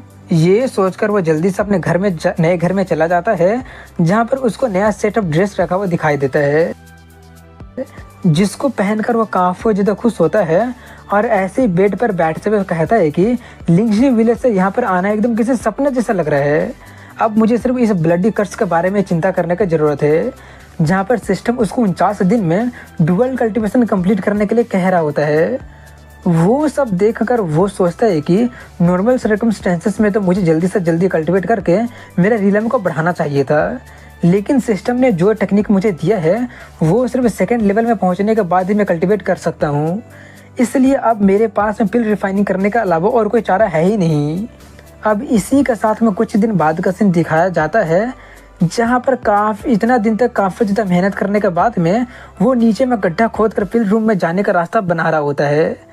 तभी सिस्टम उसको याद दिलाता है कि अब तुम्हारे पास में सिर्फ 34 दिन ही बच रहा है, इसीलिए वो जल्दी से जाते हुए सोच रहा होता है कि अगर मैं पिल रूम में नहीं जा पाऊँगा तो मेरा काम तमाम हो जाएगा। वो जल्दी से नीचे से यानी कि अंडरग्राउंड से जाने लगा होता है और कुछ ही दूर आने पर उसको लड़कियों की आवाज़ सुनाई देने लगती है, जो सुनकर तियानमिंग काफ़ी ज़्यादा खुश होने लगा होता है कि वो पहुंच गया है। इसीलिए वो धीरे से ऊपर का पत्थर हटाकर देखता है तो पता चलता है कि वो गलती से शावर रूम में पहुंच गया होता है, जहाँ पर सभी लड़कियां नहा रही होती है, जिससे उसका नोज ब्लीड स्टार्ट हो जाता है और वो गलती से एक छोटा सा आवाज़ कर देता है। इसलिए इंग हांग जल्दी से अटैक करते हुए पूछती है आखिर कौन है वहाँ पर।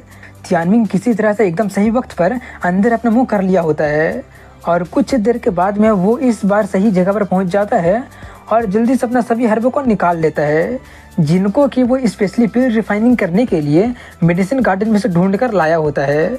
वो अभी काफ़ी सारा पिल बना सकता है, लेकिन वो उस पिल को बनाना स्टार्ट सबसे पहले करता है जिसको उसको सबसे ज़्यादा ज़रूरत होता है, और कहता है कि सिस्टम के according high quality herb success rate को 50% से बढ़ा देगा।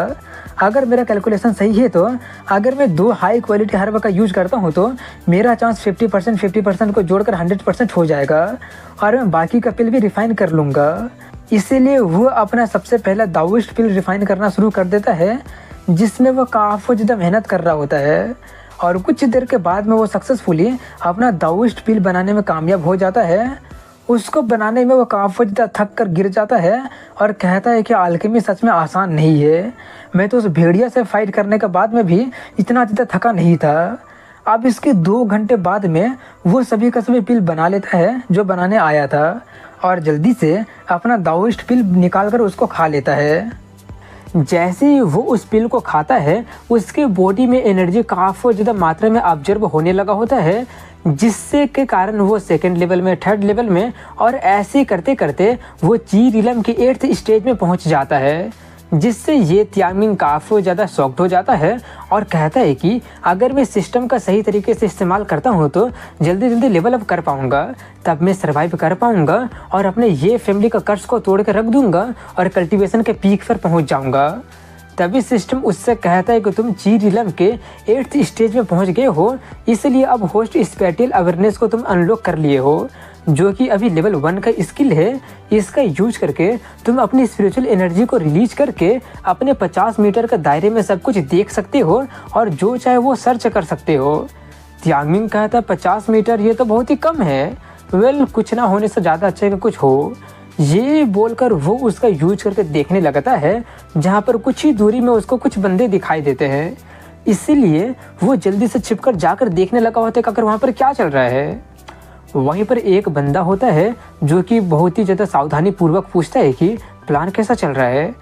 एक लड़की उसके पास जाकर कहते कि प्लान बहुत ही अच्छा चल रहा है, कल ही 4 फर्नेस ब्लास्ट हो गया है, जिसके कारण 4 फाउंडेशन बिल्डिंग पिल्स भी डिस्ट्रॉय हो गया है। ये सुनकर वो बंदा काफ़ी ज़्यादा खुश हो जाता है और उसको दीवार पर पिन डाउन करके उसका वाला पकड़ कर कहता है कि तुम काफ़ी अच्छा काम की हो, इसलिए तुम एक अच्छा रिवॉर्ड डिजर्व तो करती हो।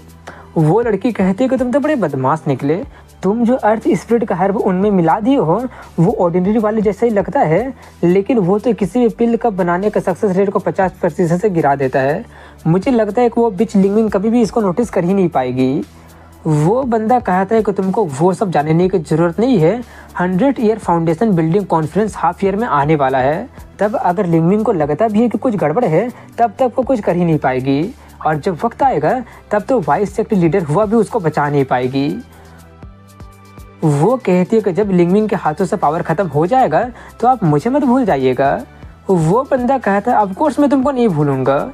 ये बोलकर वो उसके साथ में मज़े करने ही वाला होता है कि तभी अचानक वो फील कर लेता है कि कोई उस पर अपना स्पेशल अवेयरनेस का यूज करके नज़र रख रहा है। इसीलिए वो जल्दी से एक जगह पर अटैक करते हुए कहता है जो भी है बाहर निकल जाओ। और जिस जगह पर वो अटैक किया होता है वहाँ से इंगहान निकलती है जो कि गुस्से में कहते कमीने कहीं के पवेलियन मास्टर का अगेंस्ट में प्लॉट करने का आखिर तुम्हारी हिम्मत कैसे हो गया। उसको देखकर वो लड़की काफ़ी ज़्यादा डरते हुए कहती है कि हम उसको बिल्कुल भी जाने नहीं दे सकते हैं, अगर लिंगविंग को पता चल जाएगा तो अच्छा नहीं होगा। वो बंदा कहता है कि मुझे बताने की ज़रूरत नहीं है कि मुझे क्या करना है। ये बोलकर वो उस पर अटैक करते हुए कहता है कि अब तुम्हारा जो हालत होगा उसके लिए तुम सिर्फ और सिर्फ अपने बैड लक को ही ब्लेम कर सकती हो। उसको अपने तरफ आता देखकर इंगहान कहती है कि तुमसे डील करने के लिए तो मैं अकेली ही काफ़ी हूँ, मुझे पवेलियन मास्टर को भी बुलाने की ज़रूरत नहीं है। ये बोलकर वो अपना किंग वन पाल्म नाम का स्किल का यूज़ करके उस पर अटैक कर देती है, मगर वो बंदा काफ़ी आसानी से उसका हाथ को पकड़ लेता है और कहता है कि एक की रिलेम का कल्टीवेशन फाउंडेशन बिल्डिंग के अगेंस्ट में जाने का आखिर तुम्हारी हिम्मत कैसे हो रहा है। उसका कल्टीवेशन लेवल को जानकर इंगहान काफ़ी ज़्यादा शॉक्ड हो जाती है और तभी वो उसको पीट कर उसको उठाकर पटक के फेंक देता है और आगे उसके तरफ बढ़ते हुए कहता है कि तुम लोगों को रोज़ देख देख कर मेरा दिमाग बहुत ज़्यादा ख़राब होते रहता था, लेकिन अब जबकि खुद ही तुम मेरे पास मरने आ गए हो तो पोलाइट तुम्हें होने वाला हूँ नहीं। दूसरे तरफ में वो सब देख कर तियानमिंग डरते हुए छिप कर सब कुछ देख रहा होता है और सोच रहा होता है कि मुझे क्या करना चाहिए। इंगहान का हालत काफ़ी ज़्यादा ख़राब लग रहा है, लेकिन मैं उसके बचाने जाऊंगा तो मेरा ही काम तमाम हो जाएगा। उनके जाने के बाद मैं जल्दी से पवेलियन मास्टर को जाकर बता दूंगा। एक सेकेंड, आखिर वो लोग मेरे दिशा में क्यों देख रहे हैं? एक सेकेंड, आखिर वो लोग मेरी तरफ क्यों आ रहे हैं? उनको अपने तरफ आता देख कर वो जल्दी से पिल फर्नेस के पीछे जाकर छिप जाता है। वहीं पर वो लोग वहाँ पर आकर कहते हैं कि ये काफ़ी अच्छा जगह है, इसके साथ डुअल कल्टीवेशन करने के बाद मैं इसको फर्नेस में डालकर इसका पूरा बॉडी को जला कर राख में बदल दूंगा, तब किसी को कुछ पता चलेगा ही नहीं। तभी उसका सिस्टम उससे कहता है कि तुमने अकासिया पाउडर को सक्सेसफुली रिफाइन कर लिया है, इसलिए उसका रिवॉर्ड फैट मीट तुम्हारे सामने डिलीवर हो गया है। वहीं पर वो बंदा इंगहान को नीचे पटक देता है और कहता है कि सामने से देखने पर लग रहा है कि हाँ ये बंदी काफ़ी हॉट निकली। वहीं पर वो लड़की कहते कॉन्ग्रेचुलेसन ब्रदर, इसके पास में वाटर वर्चू बॉडी है जो कि दाओइस्ट पार्टनर के लिए एकदम बेस्ट बॉडी है। वहीं पर वो बंदा अपना कपड़ा खोलते हुए कहता है कि तुम जाकर बाहर में नज़र रखो, तब तक मैं यहाँ पर अपना पूरा काम कंप्लीट करता हूँ। ये बोलकर वो इंगहान का ड्रेस भी खोल ही रहा होता है कि तभी अचानक वो कुछ ऐसा स्मेल करता है जिसको स्मेल करके उसको कुछ अजीब लगने लगता है, जिसको फील करके वो कहता है कि ऐसा क्यों लग रहा है जैसे कि यहाँ पर कुछ गड़बड़ है। तभी उसकी नज़र तियानमिंग पर चली जाती है जो कि उस लड़की का हाथ पैर और मुंह बांध के रख दिया होता है। उसको अचानक वहाँ पर देख कर फेंगयू काफ़ी ज़्यादा शॉक्ड होकर कहता है कि अरे तुम कौन हो और यहाँ पे क्या कर रहे हो। तियानमिंग अपने सिस्टम का यूज करके उसका इन्फॉर्मेशन देख कर कहता है कि senior brother Fengyu, second level of foundation building में तुम हो। अपने इन्फॉर्मेशन सुनकर वो बंदा काफ़ी ज़्यादा शॉक्ड होकर पूछता है कि तुम मुझे जानते हो। तियानमिंग उसको पाउडर देते हुए कहता है कि ये हमारा पहला मीटिंग है, इसलिए क्लियर सोल पाउडर मेरे तरफ से एक टोकन ऑफ रिस्पेक्ट है। उस पाउडर के बारे में सिस्टम कहता है कि ये पाउडर माइंड को क्लियर और सोल को नॉरिश कर सकता है, मगर बिना सोचे समझे यूज करने पर ब्लैकलिस्ट भी हो जाएगा। वहीं पर फेंगयू थोड़ा हैरानी से सोचता है कि ये बंदे एक्चुअली में मेरा रिलम को देख लिया है, इसका मतलब जरूर ये मुझसे पावरफुल होगा। ये सोचकर वो उससे कहता है क्या पवेलियन मास्टर लिंगविंग तुमको यहाँ पर भेजी है? मैं पहले ही बता दे रहा हूँ कि मैं मास्टर तांग युआन का इनर डिसाइपल हूँ, इसलिए मेरे साथ वैसा मत ही करना वरना अच्छा नहीं होगा। त्यानमिंग अपने उस पाउडर का यूज कर दिया होता है जिससे उसका रीलम 2 लेवल नीचे गिर जाता है, मगर सिर्फ और सिर्फ आधे घंटे के लिए ही होता है। त्यानमिंग उससे कहता है कि तुम्हारे पास में क्वालिफिकेशन नहीं है ये जानने का कि मैं कौन। उसका बात को पूरा करने से पहले ही वो लड़की किसी तरह से अपना मुंह खोल लेती है और उसको बता देती है कि उसका बातों पर सुनकर बेवकूफ़ मत बनिए, ये बंदे एक हैंडीमैन है जिसको कि लिंग मिंग पिछले ही महीने पकड़ कर लाई है और ये तो सिर्फ ची रीलम का फर्स्ट लेवल में ही है। अब ये सुनकर ये त्यानमिंग काफ़ी ज़्यादा गुस्से में चिल्लाने लगा होता है कि अरे बिच कहीं कि मैं कितना मेहनत करके अपना ऑरा बनाया था और तुम हो कि एक ही सेकंड में सब बर्बाद कर दी। दूसरी तरफ में वो सब जानकर फेंग यून भी अब काफ़ी ज़्यादा भड़क जाता है और कहता है कि तुम सिर्फ एक ची रीलम के फर्स्ट लेवल में ही हो, तुम्हारा जैसे कीड़ा का मेरा मजाक उड़ाने का अगर हिम्मत कैसे हो गया, अब तुमको कोई बचा नहीं सकता है। ये बोलकर वो उस पर अटैक कर देता है जिससे त्यानमिंग किसी तरह से उसका अटैक को डॉज कर लेता है, मगर वो अटैक करना जारी रखते हुए कहता है कि मुझे नहीं पता कि तुम्हें मेरा इन्फॉर्मेशन कहाँ से मिल गया, लेकिन आज तुम यहाँ से जिंदा बच के नहीं जाने वाले हो। ये बोलकर वो उसको उठाकर पटक के पीट के रख देता है, जो देखकर वो लड़की काफ़ी ज़्यादा खुश होते हुए कहती है कि बहुत ही ज़्यादा ऑरा दिखा रहे थे ना, अब क्या हो गया। वहीं पर त्यानमिंग उससे कहता है इतना ज़्यादा पावरफुल है तो क्या यही फाउंडेशन बिल्डिंग का पावर है।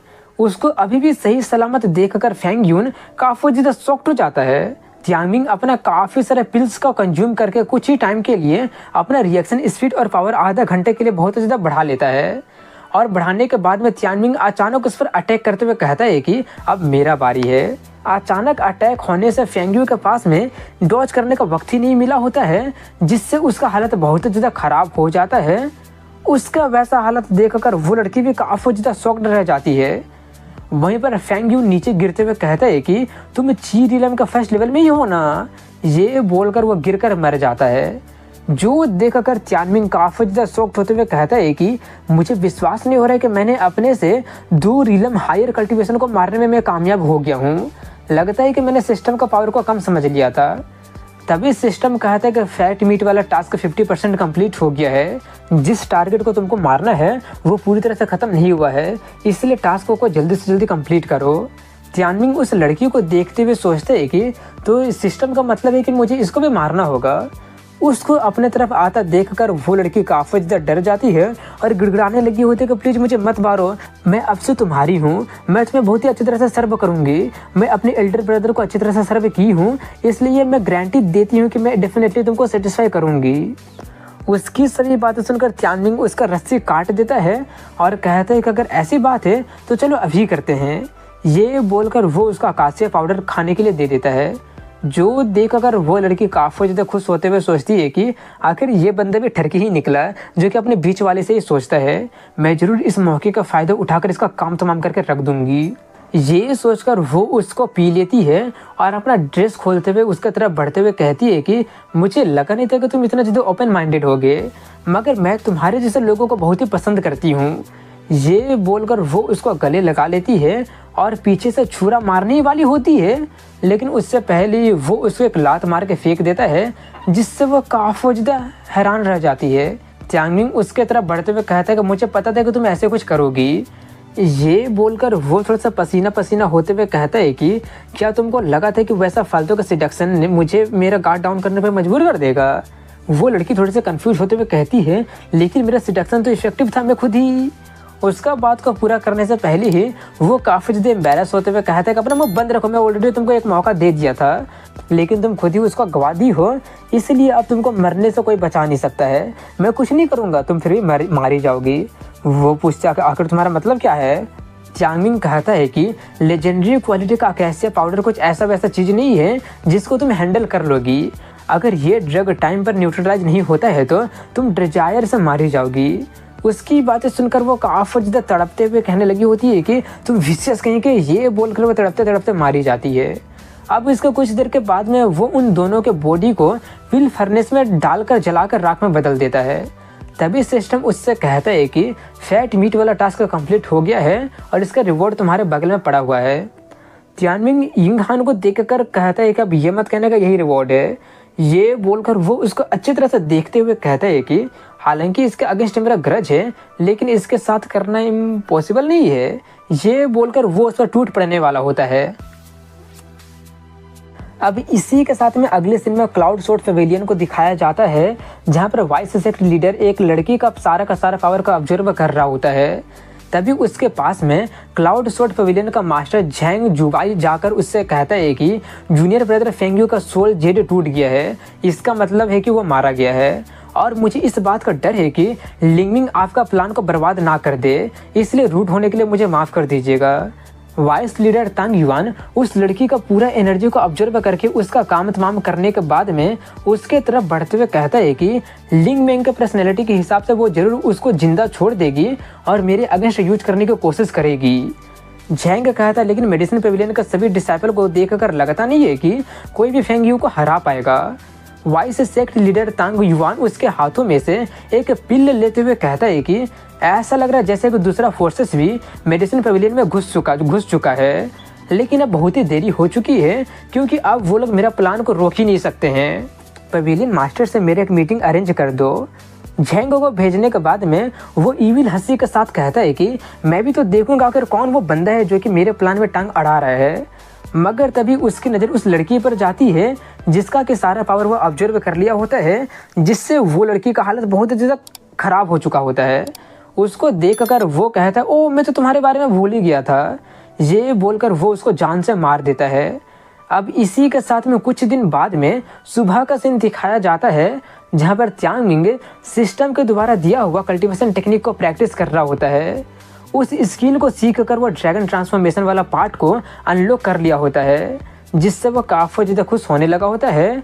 ड्रैगन ट्रांसफॉर्मेशन का यूज करने पर वो थोड़ा सा ब्लैक ड्रैगन का पावर को यूज कर पाएगा और उसका मसल और बोन मजबूत हो जाएगा और उसका ताकत 25% से बढ़ जाएगा। त्यांगमिंग अपना नया स्किल को देखकर काफ़ी ज़्यादा खुश हो ही रहा होता है कि तभी सिस्टम उसको याद दिलाता है कि तुम्हारे पास में 7 ही दिन है डुअल कल्टीवेशन करने के लिए, वरना समझ जाना तुम्हारे साथ क्या होगा। 7 दिन देखकर त्यांगमिंग काफ़ी ज़्यादा शॉक्ड हो जाता है और सोचने लगा होता है कि कैसे वो हाफ मंथ पहले इंगहान के साथ कर सकता था, मगर वो ना करके उसके सभी इंजरी को हील करके वहाँ से भाग गया था।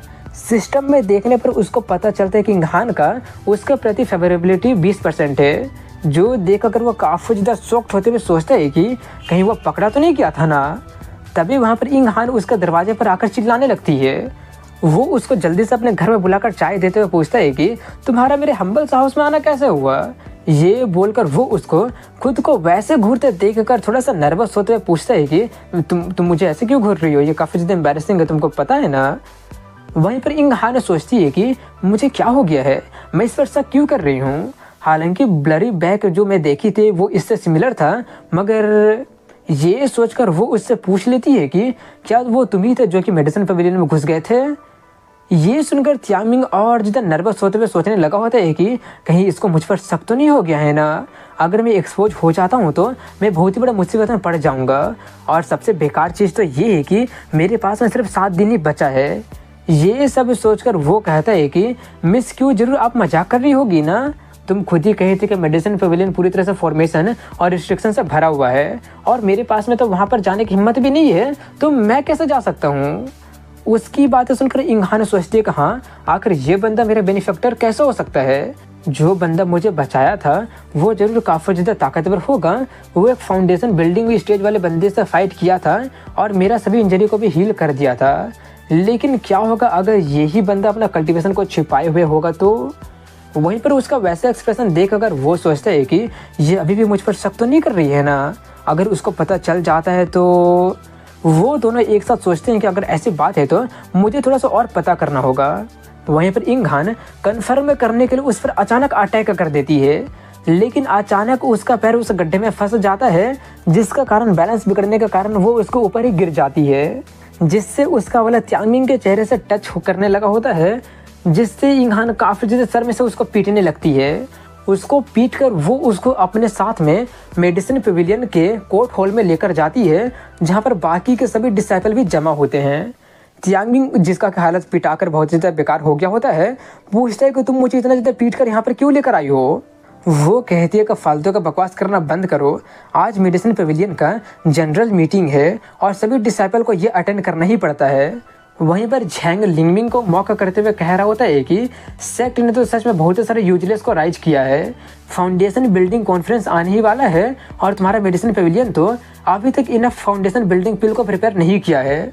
लिंगमैंग, आज हम लोग ये कंसिडर करेंगे कि अब तुम इस पोजीशन के लिए वर्दी हो भी या फिर नहीं हो। इसके जवाब में लिंगमैंग कहती है कि कल तक तो तुम्हारा मेरे पेविलियन से कुछ भी लेना देना नहीं था, लेकिन आज तुम यहाँ पर मेरी गलतियाँ गिनवाने क्यों आ गए हो? कहीं वो बुढ़ा तांग का ऑर्डर तो नहीं है ना? वो बंदा कंफ्यूज होने का नाटक करते हुए पूछता, आखिर तुम्हारा मतलब क्या है?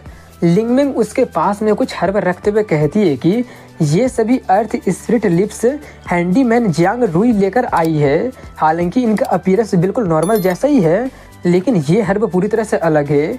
वो ट्रेटर जिस सेक्युलर फैमिली से बिलोंग करता है वो लुयू सिटी में है, जो कि तांग जुआन के कंट्रोल में ही है। क्या तुमको नहीं लगता है कि ये सब कुछ ज़्यादा कोइंसिडेंटल हो रहा है? उन अर्थ स्पिरिट लिप्स को देख कर सभी लोग बातें करने लगे होते हैं, तो इसीलिए हर बार पिल रिफाइन करने में मैं फेल हो जा रही थी। वाइस सेक्ट लीडर हुआ को सप्रेस करने के लिए वाइस सेक्ट लीडर तांग तो बहुत ज़्यादा नीचे गिरते जा रहे हैं। किंगयू सेक्ट में एक सेक्ट लीडर होता है और 2 वाइस सेक्ट लीडर है। सेक्ट लीडर हमेशा कल्टीवेशन में ही ऑब्सेस्ड रहता है, इसलिए सभी अफेयर दोनों वाइस सेक्ट लीडर ही हैंडल करते हैं। इसी के कारण सेक्ट 2 फैक्शन में बट गया है, जिसको कि दोनों वाइस सेक्ट लीडर लीड करते हैं। जियांगमिंग जल्दी से अपने स्किल का यूज करके उन हर्ब को देखता है तो पता चलता है कि वो सब इन्फीरियर क्वालिटी का होता है। उसका यूज करने से सक्सेस रेट -90% से नीचे गिर जाएगा और वो बाकी के मेडिसिनल मटेरियल को भी बर्बाद कर देगा। वहीं पर झैंग हंसते हुए कहता है कि तुम लोग तो काफ़ी ज़्यादा इमेजिनेटिव निकली, तो बताओ कि वो जियांग रुई कहाँ पर है जिसके बारे में तुम बोल रही हो? उसकी बातें सुनकर लिंगमिंग थोड़ी सी चिंता करते हुए सोचने लगती है कि इंग हान और मैं, हमें सिर्फ फर्नेस में सिर्फ उसका राख ही मिला था। लगता है कि वो मिस्टीरियस बंदा सच में अपना आइडेंटिटी छुपाना चाहता था, इसलिए वो अपने पीछे कुछ भी एविडेंस छोड़कर गया ही नहीं। वहीं पर झैंग जाने का नाटक करते हुए कहता है कि अब जबकि तुम्हारे पास में कोई भी एविडेंस नहीं है तो मैं ये मानता हूँ कि तुम लोग सिर्फ मजाक कर रहे थे। मैं यहाँ पे सिर्फ ये इन्फॉर्म करने आया हूँ कि फाउंडेशन पिल को शॉर्टेज को पूरा करने के लिए वाइस सेक्ट लीडर तांग ने सेक्ट लीडर को डैगर फॉरेस्ट का सीक्रेट रिलम को ओपन करने के लिए मना लिया है। सिर्फ सीक्रेट रिलम का रूटलेस ग्रास ही फाउंडेशन पिल का मिसिंग मटेरियल को रिप्लेस कर सकता है, लेकिन अब जबकि कुछ रिस्ट्रिक्शन के कारण उस सीक्रेट रिलम में सिर्फ ची रिलम वाले और फाउंडेशन बिल्डिंग वाले ही एंटर कर सकते हैं। इसलिए 18 पवेलियन में से एक बंदा सभी पवेलियन में से जाएगा, लेकिन इसमें तुम्हारा मेडिसिन पवेलियन का ही गलती है, इसलिए तुम्हारे पवेलियन में से 2 लोग जाएंगे।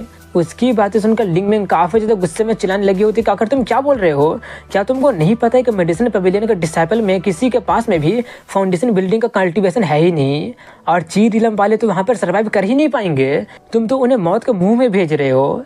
झैंग कहता है कि लिंगमैंग, ये तुम्हारा पवेलियन का इनकम्पिटेंस है, जिसके कारण मेरे बाकी के 17 डिसाइपल भी इसमें ड्रैग कर दिया गया है। इसीलिए तुम्हारे सभी डिसाइपल को वहाँ पर ना भेजकर मैं बहुत ही महान काम कर रहा हूँ। वो दोनों काफ़ी ज़्यादा गुस्सा हो ही रहे होते हैं कि तभी इंग हान कहते हैं कि मैं जाऊँगी। मेडिसिन पवेलियन में एक ट्रेटर है और चीफ डिसाइपल होने के कारण मैं अपने आप को एक्सक्यूज नहीं कर सकती हूँ, और मेडिसिन पवेलियन की रिस्पॉन्सिबिलिटी को मैं लेने के लिए तैयार हूँ। वहीं पर उसको मौका करते हुए झैंग कहता है कि उस लड़की से यही उम्मीद था जिससे कि जूनियर ब्रदर ली चुनान लाइक करता है, तुम तो काफ़ी डेयरिंग निकली। दूसरी तरफ में इंग हान लिंगमिंग से कह रही होती है कि आप ज़्यादा चिंता मत कीजिए, मेरा रिलम द फाउंडेशन बिल्डिंग के एकदम क्लोज है। उसकी बातें सुनकर जियांगमिंग अपने मन में कहता है कि ची रिलम के 8th लेवल बिल्कुल भी क्लोज नहीं है। तभी उसका सिस्टम उसको वार्निंग देने लगा होता है कि तुम अपना डुअल कल्टीवेशन के पार्टनर को खोने वाले हो, जो देखकर जियांगमिंग काफ़ी ज़्यादा डर जाता है कि कहीं इसका मतलब सीक्रेट रिलम में उसको कुछ होने तो नहीं वाला है ना। नहीं, ऐसा नहीं हो सकता है, वो मेरा सर्वाइव करने का आखिरी रास्ता है, मैं उसको ऐसे मरने नहीं दे सकता हूँ। ये सोचकर वो थोड़ा सा नर्वस होते हुए उनसे कहता है कि मैं भी जाने के लिए तैयार हूँ। और तभी सिस्टम उसको एक नया क्वेस्ट देता है जिसका नाम एंशिएंट फ्रेगमेंट होता है। उसका रिवॉर्ड अननोन होता है और टाइम लिमिट 7 दिन का होता है। अब कुछ देर के बाद में वो लोग सीक्रेट रिलम के एंट्रेंस पर पहुँच गए होते हैं, जहाँ पर जियांगमिंग उनका सेक्ट का किंगयू पाल्म नाम के स्किल को सीख रहा होता है, जो देखकर इंग हान कहते मैं पहले कही थी कि अब बहुत ही देरी हो चुकी है। उस पाल्म वाले स्किल में इनफाइनाइट मिस्ट्रीज है। इनर डिसाइपल सेट का रिसोर्सेज पर डिपेंड होने के बावजूद भी उनको 3 से 5 साल लग जाता सीखने में। जियांगमिंग उसको 90% सीख लिया होता है और कहता है कि तुमको कुछ गलतफहमी हो गया है। मैं आउटर डिसाइपल के जैसा एक्सेप्ट होने के बाद में, सीक्रेट टेक्निक मिलने के बाद में मैं तो बस थोड़ा सा एक्साइटेड हो गया था, इसलिए मैं तो बस देख रहा था। ये बोलते बोलते वो उसको पूरी तरह से सीख लेता है और सोचता है कि लगता है कि जितना भी टेक्निक सिस्टम के द्वारा लो लेवल कंसिडर किया जाएगा उसको मैं काफ़ी आसानी से सीख लूँगा। तो यही सीक्रेट रिलम की एंट्रेंस है। मेरे पास में अब सिर्फ 3 दिन का ही टाइम बचा है। लगता है कि सीक्रेट रिलम में ही मौका ढूंढ कर करना पड़ेगा।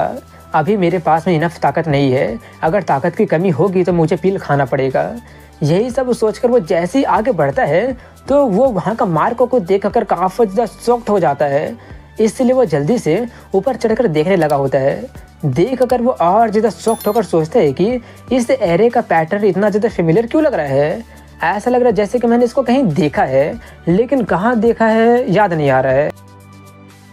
तभी इंग हान उसका कान पकड़कर उससे कहने लगी होती है कि अरे इडियट कहीं का, ये टेलीपोर्टेशन सभी लोगों को अलग अलग जगह पर टेलीपोर्ट करेगा।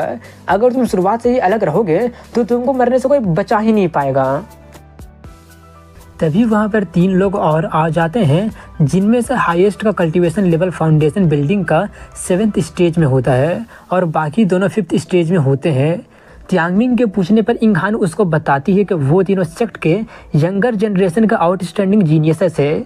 ऑरेंज हेयर वाले रिफाइनिंग पेविलियन का किन यानली है और सीनियर सिस्टर किंग हान पेविलियन की लिu सियू है, और वो बंदा यूनजुन पेविलियन का सीनियर ब्रदर ली चुनान है और मेरा फियांसे है। तभी चूनान की नज़र इंग हान पर चली जाती है, जिसको देखकर वो जल्दी से उसके पास जाकर कहता है कि मैंने सुना है कि मेडिसिन पेविलियन वाले नंबर को मेकअप करने के लिए एक फर्स्ट स्टेज वाले ची रिलम के डमी को भेज दिए हैं। उसको खुद को ड्रैग डाउन मत करने दो, इसलिए मेरे साथ आ जाओ। वहीं पर डमी सुनकर त्यांगमिंग को बहुत ही बड़ा वाला झटका लगता है। तो वहीं पर इंग हान उसके डिफेंस में कहती है कि हालांकि हम दोनों इंगेज हैं, लेकिन मैं फिर भी तुमको मेडिसिन पेविलियन के डिसाइपल को सिलेंडर नहीं करने दूंगी। ये त्यांगमिंग को मैं प्रोटेक्ट करूंगी, इसलिए तुमको मेडिसिन पेविलियन के मैटर को लेकर चिंता करने की जरूरत नहीं है। अपने ही सामने उसकी फियांसे एक दूसरे बंदे को डिफेंड करने से चूनान का बहुत ही बड़ा इंसल्ट हो जाता है, इसीलिए वो गुस्से में चिल्लाने लगा होता है कि तुम्हारा नाम ये त्यांगमिंग है ना, मैं तुमको एडवाइस देता हूँ कि जल्दी से जल्दी सेक्ट छोड़कर भाग जाओ। क्या तुमको शर्म नहीं आ रही है कि तुम वहाँ पर मरने जा रहे हो। जिससे अब ये त्यांगमिंग का दिमाग भी बहुत ही ज़्यादा खराब हो जाता है और वो इंग हान को गले लगाते हुए कहने लगा होता है कि क्या तुम्हारा सेक्ट, क्या तुमको दिखाई नहीं दे रहा कि ये तुमसे बात नहीं करना चाहती है। हम मेडिसिन पेविलियन वाले एक दूसरे को बहुत ही ज़्यादा प्यार करते हैं। वो सब सुनकर और देख कर चूनान अब जेलिसे से काफ़ी ज़्यादा जलने लगा होता है। तो वहीं पर वो देख कर लिu सोचती है क्या बात है, वो उसको प्रोवोक कर रहा है। किन यानली भी सोचता है कि ये पहली बार है कि चूनान को वैसे एक्सप्रेशन के साथ में देख रहा हूँ, ये तो काफ़ी ज़्यादा फनी लग रहा है। मगर वहीं पर इंग हान गुस्से में उससे दूर होकर चिल्लाने लगी होती है क्या करिए तुम, क्या कर रहे हो। वो सब देख कर तो गुस्से से चूनान आग बबूला होने लगा होता है और वो उसका टुकड़ा टुकड़ा करने के बारे में कहने लगता है। मगर तभी सेक्ट मास्टर लिu चांगक्वान आ जाता है और उसके साथ में तांग युआन भी होता है। सभी लोग सेक्ट मास्टर को रिस्पेक्ट पे करने लगे होते हैं। तो सेक्ट मास्टर कहता है कि इतना पोलाइट होने की ज़रूरत नहीं है, मुझे पता है कि तुम सभी लोग सेक्ट के लिए अपना जान को खतरा में डालने जा रहे हो। जो लोग सही सलामत आ जाएंगे और रूटलेस ग्रास लेकर आएंगे, हर एक रूटलेस ग्रास के लिए उन्हें एक येलो रैंक का स्पिरिट स्टोन दिया जाएगा। ये बोलकर वो टेलीपोर्टेशन फॉर्मेशन को एक्टिवेट कर देता है, जिससे सभी लोग टेलीपोर्ट होने लगते हैं। और तभी मौके का फ़ायदा उठाकर चूनान इंग हान को अपने तरफ खींच लेता है, जिससे वो दोनों काफ़ी ज़्यादा शॉक्ड हो जाते हैं। मगर तब तक वो सभी लोग अलग अलग जगह पर टेलीपोर्ट हो जाते हैं और कुछ देर के बाद में जब त्यांगमिंग होश में आता है तो अपने हाथ में बहुत ही कुछ सॉफ्ट चीज़ को पाता है। अच्छे से देखने पर पता चलता है कि वो तो सीनियर सिस्टर लिu को पकड़ लिया होता है, जिससे लिu काफ़ी ज़्यादा गुस्से में जल्दी से अटैक करके उसका अंडा ही तोड़ देती है और कहती है कि अगर दोबारा ऐसा होता है तो मैं तुमको जान से मार दूंगी। और अपने आसपास के जगह को देख कर कहती है काफ़ी अजीब बात है, क्या यही वो र्यूमर्ड सीक्रेट रिलम का फर्स्ट लेवल है। वो लोग तो ऐसा जगह एग्जिस्ट करने के बारे में कुछ बोले ही नहीं थे। तभी उसका सिस्टम उससे कहता है कि फ्रेगमेंट मेमोरी वाला मिशन स्टार्ट हो गया है, तुमको अब 0 फ्लोर पर जाना होगा। वहीं पर वो लोग आगे बढ़ रहे होते हैं, तब उन लोगों को एक मॉडर्न घर का कमरा और सीढ़ियाँ दिखाई देती है। लिu उस पूरे कमरे को अच्छे तरह से देख कर कहती है कि यहाँ का डिजाइन और लेआउट तो काफ़ी ज़्यादा नीट और ब्यूटीफुल है। त्यांगमिंग कहा था लेकिन यहाँ पर तो कुछ भी नहीं है, तो शायद मेरे हिसाब से फॉर्मेशन का आई भी इसी दरवाजे के पीछे होगा। ये बोलकर वो जैसे दरवाज़ा को खोलने की कोशिश करता ही है कि तभी वहाँ पर एक स्केलेटन जाग जाता है और ल्यू पर अटैक करने पड़ता है। लेकिन उसका अटैक करने से पहले ही वो उसी पर अटैक करके उसी की हड्डी को तोड़ के रख देती है और उसके स्कल पर पैर रखते हुए उससे पूछती है कि तुम्हें फर्स्ट स्टेज वाले की रिलम वाले हो ना, जिसे कि मेडिसिन पेविलियन वालों ने भेजा है, मुझसे ज़्यादा दूर मत जाना। हालांकि हम लोग फर्स्ट फ्लोर में है और यहाँ का मॉन्स्टर ची रिलम का 4th लेवल में है, लेकिन तुम फिर भी उनसे डील नहीं कर सकते हो। त्यांगमिंग कहता है क्या 4th लेवल ऑफ ची रिलम में? ये बोलकर वो उस स्केलेटन मॉन्स्टर को देखते हुए सोचता है कि मगर मुझे तो फाउंडेशन बिल्डिंग के 3rd लेवल में दिखाई दे रहा है। उसका लेवल को देखकर वो कहता है कि वो लोग तो फाउंडेशन बिल्डिंग के 3rd स्टेज में है। वहीं पर वो स्केलेटन फिर से उठ जाता है। उसको उठता देखकर त्यांगमिंग जल्दी से उसको भागने के लिए कहता है, मगर तब तक अपना जिस पैर से वो उसको खोपड़ी को दबा कर रखी होती है, उसका खोपड़ी एक पावर का यूज करके उसको पकड़कर उठाकर पटक देता है और जल्दी से अपना खोपड़ी को पकड़ लेता है और अपना खोपड़ी से निकले एनर्जी का रस्सी अभी भी उसके पैर को जकड़े होता है। वहीं पर ल्यू को दिखाते हैं जो कि पटकाने से काफ़ी ज़्यादा जख्मी हो जाती है और कहती है कि मुझे तो यकीन ही नहीं हो रहा है कि मैं उसको मार नहीं पाई, मैं तो केयरलेस हो गई थी। तभी वो मॉन्स्टर फिर से उसको खींचकर अपने पास ला रहा होता है, जो देखकर त्यांगमिंग जल्दी से उस पर अटैक करने जाता है। जो देखकर ल्यू कहते हैं कि जल्दी से भागो, तुम उसका बिल्कुल भी मैच नहीं हो। वहीं पर त्यांगमिंग अपना ड्रैगन ट्रांसफॉर्मेशन और किंग यून पाल्म को मर्ज करके यूज करता है और उसके एनर्जी सोर्स पर अटैक करके एक ही बार में उसका काम तमाम करके रख देता है। उसको मारने पर उसका ड्रैगन ट्रांसफॉर्मेशन स्किल का प्रोफिशिएंसी 0.5% से बढ़ जाता है। वहीं पर वो देखकर ल्यू काफ़ी ज़्यादा शॉक्ड रह गई होती है, क्योंकि उसको यकीन ही नहीं हो रहा था कि वो उसको मार सकता है। सिस्टम उससे कहता है कि एंड मौके पर आकर तुम उसको बचा लिए हो, इसीलिए तुम उसका क्यूरियोसिटी को बढ़ा दिए हो, जिससे उसका फेवरेबिलिटी तुम्हारे प्रति 20% बढ़ गया है। ल्यू स्यू फाउंडेशन बिल्डिंग के 5th स्टेज में है, किंग हान पेविलियन के मास्टर की चीफ डिसाइपल है, कोल्ड और एरोगेंट है, सोर्ड स्किल में एक्सीलेंट है और अभी तक किसी के साथ डुअल कल्टीवेशन नहीं की है। 20% फेवरेबिलिटी को देखकर त्यांगमिंग काफ़ी ज़्यादा खुश हो जाता है और उसका लाइकेबिलिटी को और बढ़ाने के बारे में सोचने लगता है। तभी वहाँ पर और काफ़ी ज़्यादा मात्रा में वही मॉन्स्टर अपीयर होने लगते हैं, इसलिए त्यांगमिंग उसको इंजरी को हील करने वाला एक हीलिंग पील खाने के लिए देते हुए कहता है कि जल्दी से खा लो, क्योंकि हम लोग टफ बैटल में एंटर करने वाले हैं। तभी वो सभी स्केलेटन मॉन्स्टर अटैक करने लगते हैं और उन सभी लोगों में फाइट स्टार्ट हो जाता है। उन सभी मॉन्स्टर को मारने पर उसका ड्रैगन ट्रांसफॉर्मेशन स्किल का प्रोफिशिएंसी 0.5% से बढ़ते ही जा रहा होता है और इस रूम से बाहर वाले मॉन्स्टर को मारने पर स्किल का प्रोफिशिएंसी बढ़ेगा या नहीं बढ़ेगा उसको नहीं पता होता है, इसलिए वो अभी ही ज़्यादा से ज़्यादा मॉन्स्टर को मारने के बारे में सोचने लगता है। वहीं पर उसको उतनी आसानी से सभी मॉन्स्टर को मारते पीटते देख कर ल्यू और ज़्यादा हैरानी से सोचने लगी होती है कि ये बंदा तो सच में ची रिलम के 1st स्टेज में ही तो लग रहा है, क्योंकि उसका बॉडी का स्पिरिचुअल पावर फ्लक्चुएशन से तो वो ची रिलम का 1st लेवल में ही लग रहा है। इन ग्रुप का सभी मॉन्स्टर का असली ताकत तो फाउंडेशन बिल्डिंग का है। अगर वो इनका वीकनेस को ढूंढ नहीं पाया होता तो इनसे डील करना तो मेरे लिए बहुत ही ज़्यादा मुश्किल हो जाता। अपने से हाई लेवल का अपोनेंट को मार देना और इतना कीन ऑब्जर्वेशन रखना, मुझे शक है कि ली चुनान जैसा जीनियस भी ये सब अचीव इतना जल्दी नहीं कर सकता है। वहीं पर त्यांगमिंग ऊपर में जाकर सभी दरवाजे को खोलने की कोशिश करता है, मगर एक भी दरवाज़ा नहीं खुलता है। वो सब देखकर ल्यू कहती है कि हम लोग ऑलरेडी 6th फ्लोर में चढ़ गए हैं, इसलिए फॉर्मेशन का कोर बहुत ही दूर नहीं हो सकता है, कहीं ये नीचे वाला फ्लोर में तो नहीं है ना। तभी त्यांगमिंग की नज़र उस दीवार पर चली जाती है जिस पर ल्यू को पटकाने से दरार हो गया होता है। उसको देखकर वो जल्दी से अपना स्पिरिचुअल अवेयरनेस का यूज करके बताता है कि ये तो एक इल्यूजन फॉर्मेशन है, ऐसा लग रहा है जैसे कि इसका सिर्फ 3 ही फ्लोर है। तभी अचानक पूरा का पूरा फ्लोर हिलने लगता है, जिससे वो लोग कंफ्यूज हो जाते हैं कि अब क्या हो रहा है। तभी सिस्टम उसको बताता है कि उन सभी स्केलेटन मॉन्स्टर का पावर एक लेवल से बढ़ गया है और अगला रिलम में वो लोग 5 मिनट में पहुंच जाएंगे। अपना लेवल बढ़ने से वो सभी मॉन्स्टर फिर से अटैक करने बढ़ते हैं। वो देखकर त्यांगमिंग उसको बताता है कि मॉन्स्टर का लेवल बढ़ रहा है, इसलिए हमारे पास में ज़्यादा वक्त नहीं है।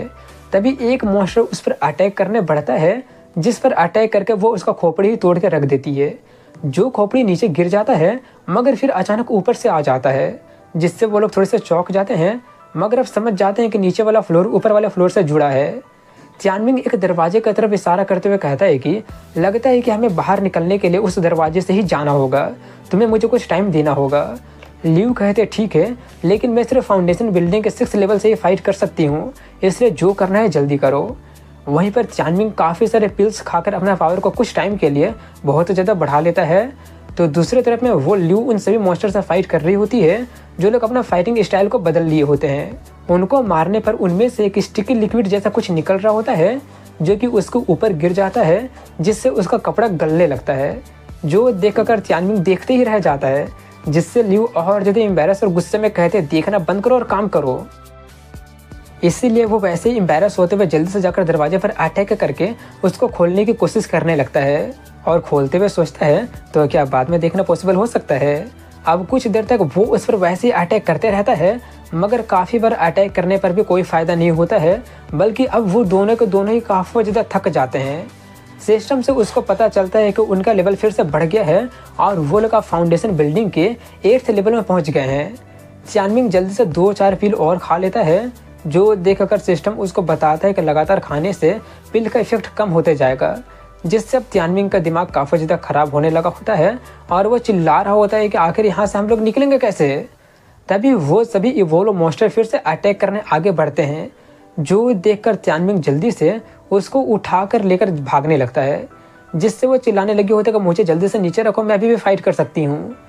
वो कहता है कि इसका कोई फ़ायदा नहीं होने वाला है, ये मॉन्स्टर मरने वाले तो है नहीं, इसलिए लड़ने का बजाय हमें भागकर अपना ताकत बचाना होगा। उसकी बातें सुनकर वो थोड़ी सी ब्लश करते हुए कहती है कि तुम बिल्कुल सही बोल रहे हो। ये बोलकर वो बहुत ही धीरे से कहती है कि अगर अब तुम चाहो तो देख सकते हो, मगर वहीं पर वो इसको कोई बात नहीं सुना होता है और सोच रहा होता है कि मेरे पास में सिर्फ 3 दिन ही बचा है, मैं मरना नहीं चाहता हूँ, लेकिन इल्यूजन फॉर्मेशन तो ख़त्म होने का नाम ही नहीं ले रहा है। लेकिन ये भी सिस्टम के द्वारा इशू किया हुआ एक टास्क है और सिस्टम ऐसा टास्क बिल्कुल भी नहीं देगा जिसको कि मैं पास ना कर सकूँ। इसका मतलब कुछ चीज़ जरूर होगा जिसको कि मैं नोटिस नहीं कर पा रहा हूँ। हालांकि ये सभी मॉन्स्टर स्केलेटन का बना हुआ है, लेकिन इनका नाम वॉन्डरिंग ऑब्सेशन है और वो सभी लोग नो गाँव क्यों चलाते रहते हैं। आखिर उनका मतलब क्या है? एक सेकंड, कहीं उसका मतलब लड़कियां तो नहीं है ना? अब समझ आया कि आखिर उनका ऑब्सेशन क्या है। ये सब वो इविल स्माइल के साथ सोच रहा होता है। तो वहीं पर वो उससे कहती है कि अब बस बहुत हुआ, मुझे नीचे उतारो और अपना लाइफ बचाने के लिए भागो यहाँ से। वो कहता है कि तुम बिल्कुल सही बोल रही हो सीनियर सिस्टर। ये बोलकर वो उसको उठाकर उन स्केलेटन की तरफ ही फेंक देता है, जिससे वो काफ़ी ज़्यादा हैरान रह जाती है। और इसी के साथ में हमारा यहीं पर इस एपिसोड की एंडिंग होती है। में दिखाते हैं कि चांगमिंग ल्यू को उन सभी स्केलेटन की तरफ फेंक देता है, जिससे वो काफ़ी ज़्यादा हैरानी में पूछती है कि आखिर इसका क्या मतलब है, ये लोग तो काफ़ी ज़्यादा डिस्गस्टिंग है। चांगमिंग कहता है कि रजिस्ट करना बंद करो, कुछ टाइम के लिए बस बियर कर लो। वहीं पर वो सभी स्केलेटन उसको पकड़कर उसी कमरे में लेकर जाने लगते हैं, जिसका दरवाज़ा वो लोग काफ़ी देर से खोल नहीं पा रहे थे। चांगमिंग उससे कहता है कि क्या तुम ये नोटिस नहीं की हो कि स्केलेटन अब अटैक करना बंद कर दिए हैं। वो सब नोटिस करके वो अब और ज़्यादा हैरानी से पूछती है कि कहीं इनका गोल। चांगमिंग कहता है कि हाँ, उनका गोल तुम्हारे साथ वही करना है जो तुम सोच रही हो। इसके जवाब में ल्यू कहती है कि अगर ऐसी बात है तो तुम मुझे मार दो। चांगमिंग जल्दी से कहते हैं कि गलत मत समझना, मैं ये नोटिस किया हूँ कि वो लोग तुमको उस रूम में लेकर जाना चाहते हैं। वहीं पर वो स्केलेटन जाकर उस दरवाजे को बहुत ही आसानी से खोलकर उसको रूम में लेकर चला जाता है। जैसे ही वो उसको रूम के अंदर में लेकर जाता ही है कि तभी चांगमिंग उस स्केलेटन पर अटैक कर देता है और उसका काम तमाम कर देता है और उसको जल्दी से दरवाज़ा बंद करने के लिए कहता है। इसीलिए वो जल्दी से दरवाज़ा बंद कर देती है, जिससे बाहर में मौजूद सभी स्केलेटन मॉन्स्टर गुस्से में दरवाज़ा पीटने लगते हैं। सिस्टम बताता है कि ये दरवाज़ा मैक्सिमम गोल्डन दान रीलम के 2nd स्टेज तक के पावर को सह सकता है और वो मॉन्स्टर अगले 5 मिनट में फाउंडेशन बिल्डिंग के 9th लेवल में पहुंच जाएंगे। वो सब जानकर चांगमिंग सोचता है कि इसका मतलब ये दरवाज़ा सिर्फ 15 मिनट तक ही बंद रह सकता है। वो जल्दी से उससे कहता है कि चलो जल्दी से फॉर्मेशन को कोर को ढूंढते हैं और यहाँ से निकलते हैं। मुझे इस बात का डर है कि ये दरवाज़ा ज़्यादा देर तक टिकेगा नहीं। मगर तभी ल्यू नीचे गिर जाती है और कहती है कि पता नहीं क्यों, लेकिन मैं काफ़ी ज़्यादा थका हुआ महसूस कर रही हूँ। इसलिए वो उसको उठाकर बेड पर लेकर जा ही रहा होता है कि तभी अचानक ल्यू उसी को पकड़कर बेड पर पटक देती है, जिससे वो काफ़ी ज़्यादा शॉक्ड होकर पूछता है आखिर ये तुम क्या कर रही हो, तुमको क्या हो गया है। सिस्टम उसको बताता है कि तुम लोग एक यूनिक फील्ड में एंटर कर गए हो। इस फील्ड में सभी फीमेल कैरेक्टर का फेवरेबिलिटी बढ़कर मेल कैरेक्टर के प्रति में 100 हो गया है। तभी लिव अचानक उसको किस कर लेती है। अब इसी के साथ में अगले सीन में बाकी के लोगों को दिखाते हैं जो लोग फर्स्ट फ्लोर के क्रिस्टल केव में पहुंचे होते हैं, जहां पर काफ़ी सारे बिस्ट अटैक कर दिए होते हैं। जिन सभी बिस्ट से सिर्फ लू चुनान और किन यानली डील कर लेते हैं। उन बिस्ट से निपटने के बाद में वो सभी के सभी लोग सेकंड फ्लोर पर टेलीपोर्ट हो जाते हैं और कुछ देर के बाद में वो सभी लोग सेकंड फ्लोर में पहुंच जाते हैं और आसपास का सीनरी देख रहे होते हैं। तभी किन यानली लू चुनान का फालतू का तारीफ करने लगता है, जो सुनकर ली चुनान कहता है ये तो कुछ भी नहीं है। मगर तभी किन यानली उसका मजाक उड़ाते हुए कहता है कि आखिर इन सब का फायदा है क्या, उधर देखो तुम्हारी वाइफ तो फिर भी दूसरे बंदे का आर्मी में भाग कर जा रही है। उसको भागता देख अगर ली चुनान उससे कहता है कि जल्दी से मेरे पास वापस लौट आओ, ये फॉरेस्ट का डीपेस्ट पार्ट है, यहाँ का सबसे कमजोर मॉन्स्टर भी फाउंडेशन बिल्डिंग रीलम में है। लेकिन इंग हान उसकी कोई बात ना सुनकर जाते हुए कहती है कि मैं तियानमिंग को अकेले नहीं छोड़ सकती हूँ, क्योंकि हम लोग सेम पेविलियन से बिलोंग करते हैं। ली चुनान अब चिल्लाते हुए कहता है कि वो बंदा फर्स्ट फ्लोर में ही मारा जा चुका होगा। लेकिन तभी एक लड़की कहती है कि हमें रूटलेस ग्रास मिल गया है। ली चुनान थोड़ा सा शॉक्ड हो जाता है, क्योंकि उसको लगा नहीं था कि इतने जल्दी मिल जाएगा। वहीं पर वो लड़की उस रूटलेस ग्रास को देखकर कहती है कि ये तो संख्या में लगभग 20 होंगे। ये बोलकर वो उसको खींचकर जमीन में से निकालने की कोशिश करती है, जिसके चक्कर में जमीन के अंदर में से एक लाश निकल जाता है, जिसके दिल से वो ग्रास जुड़ा होता है। वहीं पर वो लाश जो कि अब ज़ॉम्बी बन चुका होता है उसके तरफ बढ़ता है, जिससे वो लड़की बहुत ज़्यादा डर कर जल्दी से भाग जाती है। दूसरे तरफ में वो सभी लोग भी उतने सारे ज़ॉम्बी को निकलते देखकर काफ़ी ज़्यादा डर जाते हैं, हैरान रह जाते हैं। उनमें से एक ज़ॉम्बी कहता है कि फिर से आउटसाइडर आ गए हैं, मेरा तुम लोगों से कोई भी दुश्मनी नहीं है, चले जाओ वरना तुम लोगों को मैं अपने जैसा बनाने में हमको देरी नहीं लगेगी। तभी ली चुनान सभी लोगों को फॉर्मेशन सेटअप करने का ऑर्डर देते हुए कहता है कि सेक्ट का सीक्रेट रिकॉर्ड सच में सही निकला। ये मॉन्स्टर तो ह्यूमन पपेट है, जिनका के दिल में फंसा हुआ रूटलेस ग्रास दूसरे मॉन्स्टर का कल्टीवेशन को ऑब्जर्व करने का कारण हुआ है। उनका स्ट्रेंथ एटलीस्ट फाउंडेशन बिल्डिंग का सेकंड या फिर थर्ड स्टेज में होगा, इसलिए हम लोगों को केयरफुल रहना पड़ेगा। वो सभी लोग अपना सोल लॉक नाम का स्किल का यूज करने ही वाले होते हैं कि तभी कोई आकर उन लोगों को रोक देता है और उनसे कहता है कि इन पर अटैक करने की कोई ज़रूरत नहीं है, ये लोग भी काफ़ी ज़्यादा पिटीफुल पर्सन है। उसको देखकर ली चुनान पूछता है तुम कौन हो और सीक्रेट रिला में क्या कर रहे हो। वो बंदा अपना आइडेंटिटी टोकन देते हुए कहता है कि मैं हूँ झोंगवे क्लाउड शॉट पेविलियन का एक डिसाइपल हूँ, जो कि पिछले 100 सालों से यहाँ पर फंसा हुआ है। ये रहा मेरा सेक्ट का आईडी कार्ड। उसको देखकर उनको यकीन हो जाता है कि ये बंदा सच बोल रहा है और उसको ग्रीट करता है। झोंगवे उन पपेट की तरफ इशारा करते हुए कहता है कि ये लोग सीक्रेट रिला में मारे गए थे, जिसके कारण इनका सोल यहाँ पर फंस चुका है और इनका बॉडी सड़ रहा है, इसलिए वो सभी के सभी लोग यहाँ पर हमेशा भटकते रहते हैं। इसलिए वो सभी लोग यहाँ पर हमेशा भटकते आ रहे हैं। तुम सभी लोग यहाँ पर रूटलेस ग्रास लेने आए होंगे ना, मैं इनका हेल्प री इनकारनेट करने में करना चाहता हूँ। उसकी बातें सुनकर वो सभी पपेट भी कहने लगे होते हैं कि हाँ प्लीज़ हमारा मदद करो। दूसरे तरफ में इंग हान को दिखाते हैं, जो कि भागते हुए सोच रही होती है कि ये तो बिल्कुल भी नॉर्मल नहीं है, मैं लगभग आधा आइलैंड को पार कर चुकी हूँ, लेकिन मुझे एक भी मॉन्स्टर क्यों नहीं दिखाई दे रहा है, और ये तियानमिंग का बच्चा कहीं सच में मारा तो नहीं गया ना, लेकिन मुझे ऐसा क्यों लग रहा है जैसे कि वो अभी भी जिंदा है। तभी उसके पीछे में 2 शैडो दिखाई देते हैं और इसी के साथ वो सीन वहीं पर कट हो जाती है। अगले सीन में तियानमिंग को दिखाते हैं, जहाँ पर सिस्टम उसको बताता है कि लेजेंड ये कहते हैं कि जब 2 लोग दिल से कनेक्ट हो जाते हैं तो वो लोग एक दूसरे का प्रेजेंस को फील कर पाते हैं। कॉन्ग्रेचुलेसन कि तुम अपना पहला week soul link compatible partner के साथ बना लिए हो। जैसे जैसे अफिनिटी का लेवल बढ़ेगा, इस लिंक का भी स्ट्रेंथ बढ़ेगा। इंग हान का फेवरेबिलिटी तुम्हारे प्रति 5 पॉइंट से और बढ़ गया है। वहीं पर बेड पर लियू तियानमिंग को किस कर रही होती है और उसका कपड़ा भी खोल रही होती है, जिसमें वो पहले स्ट्रगल करने के बारे में सोचता तो है, मगर फिर कहता ये तो काफ़ी अच्छा लग रहा है, इसी मौके का फ़ायदा उठाकर मुझे डुअल कल्टीवेशन भी कर ही लेना चाहिए। नहीं, दरवाज़ा 15 मिनट में खुल ही जाएगा और अपना कबाब में मैं हड्डी नहीं चाहता हूँ। ये सोचकर वो उसको रोकते हुए कहता है कि जल्दी से होश में आ जाओ, लेकिन वो उसकी कोई बात ना सुनकर अपना पावर का यूज करके तियानमिंग को बांधने लगती है। इसलिए वो चिल्लाते हुए कहता है कम ऑन, कम से कम अपना बचा हुआ पावर ऐसा तो बर्बाद मत करो। ये बोलकर वो एक पिल जो कि दिमाग को शांत करता है, वो उसको किस करके उसको खिला देता है, जिससे वो थोड़ी देर के लिए शांत हो जाती है। तभी उसकी नज़र एक किताब पर चली जाती है, जिसको कि सिस्टम एक यूनिक प्रोब कहता है, उसका ग्रेड अननोन होता है और उसका यूज भी अननोन होता है। तियानमिंग जैसे ही उस किताब को पढ़ने के लिए खोलता ही है कि वो अचानक एक क्लासरूम में टेलीपोर्ट हो जाता है। तभी उसको उसी के सर में किसी दूसरे बंदे की आवाज़ सुनाई देता है, जो कहता है कि आखिर ऑर्गेनाइजेशन मुझे एक हाई स्कूल स्टूडेंट को असैसिनेट करने के लिए क्यों भेजा है। तियानमिंग काफ़ी ज़्यादा कंफ्यूज होते हुए सोचता है कि आखिर मेरे दिमाग में कौन बोल रहा है और मैं अपने बॉडी को कंट्रोल क्यों नहीं कर पा रहा हूँ। वह आवाज़ दोबारा से कहता है कि डिजास्टर के कारण स्कूल बंद हो गया है, इसलिए मुझे एक ट्रांसफ़र स्टूडेंट की तरफ स्कूल में एंटर करना पड़ा है। तभी तियानमिंग देखता है कि वो स्कर्ट पहना है और वो सोचता है कि मैं तो इस बॉडी को फील कर पा रहा हूँ लेकिन कंट्रोल नहीं कर पा रहा हूँ। तभी सिस्टम कहता है कि ये एक मैंडेटरी टास्क है जिसका नाम बर्निंग पास्ट है, ये ओपन हो गया है और इसका रिवॉर्ड हिडन अननोन स्किल है। तुम इस सीक्रेट रिलम के मास्टर के मेमोरी फ्रेगमेंट पे एंटर कर गए हो। अब तुम्हारा कॉन्शियसनेस और एक्शन तुमको इस बॉडी को कंट्रोल करने के लिए दिया जा रहा है।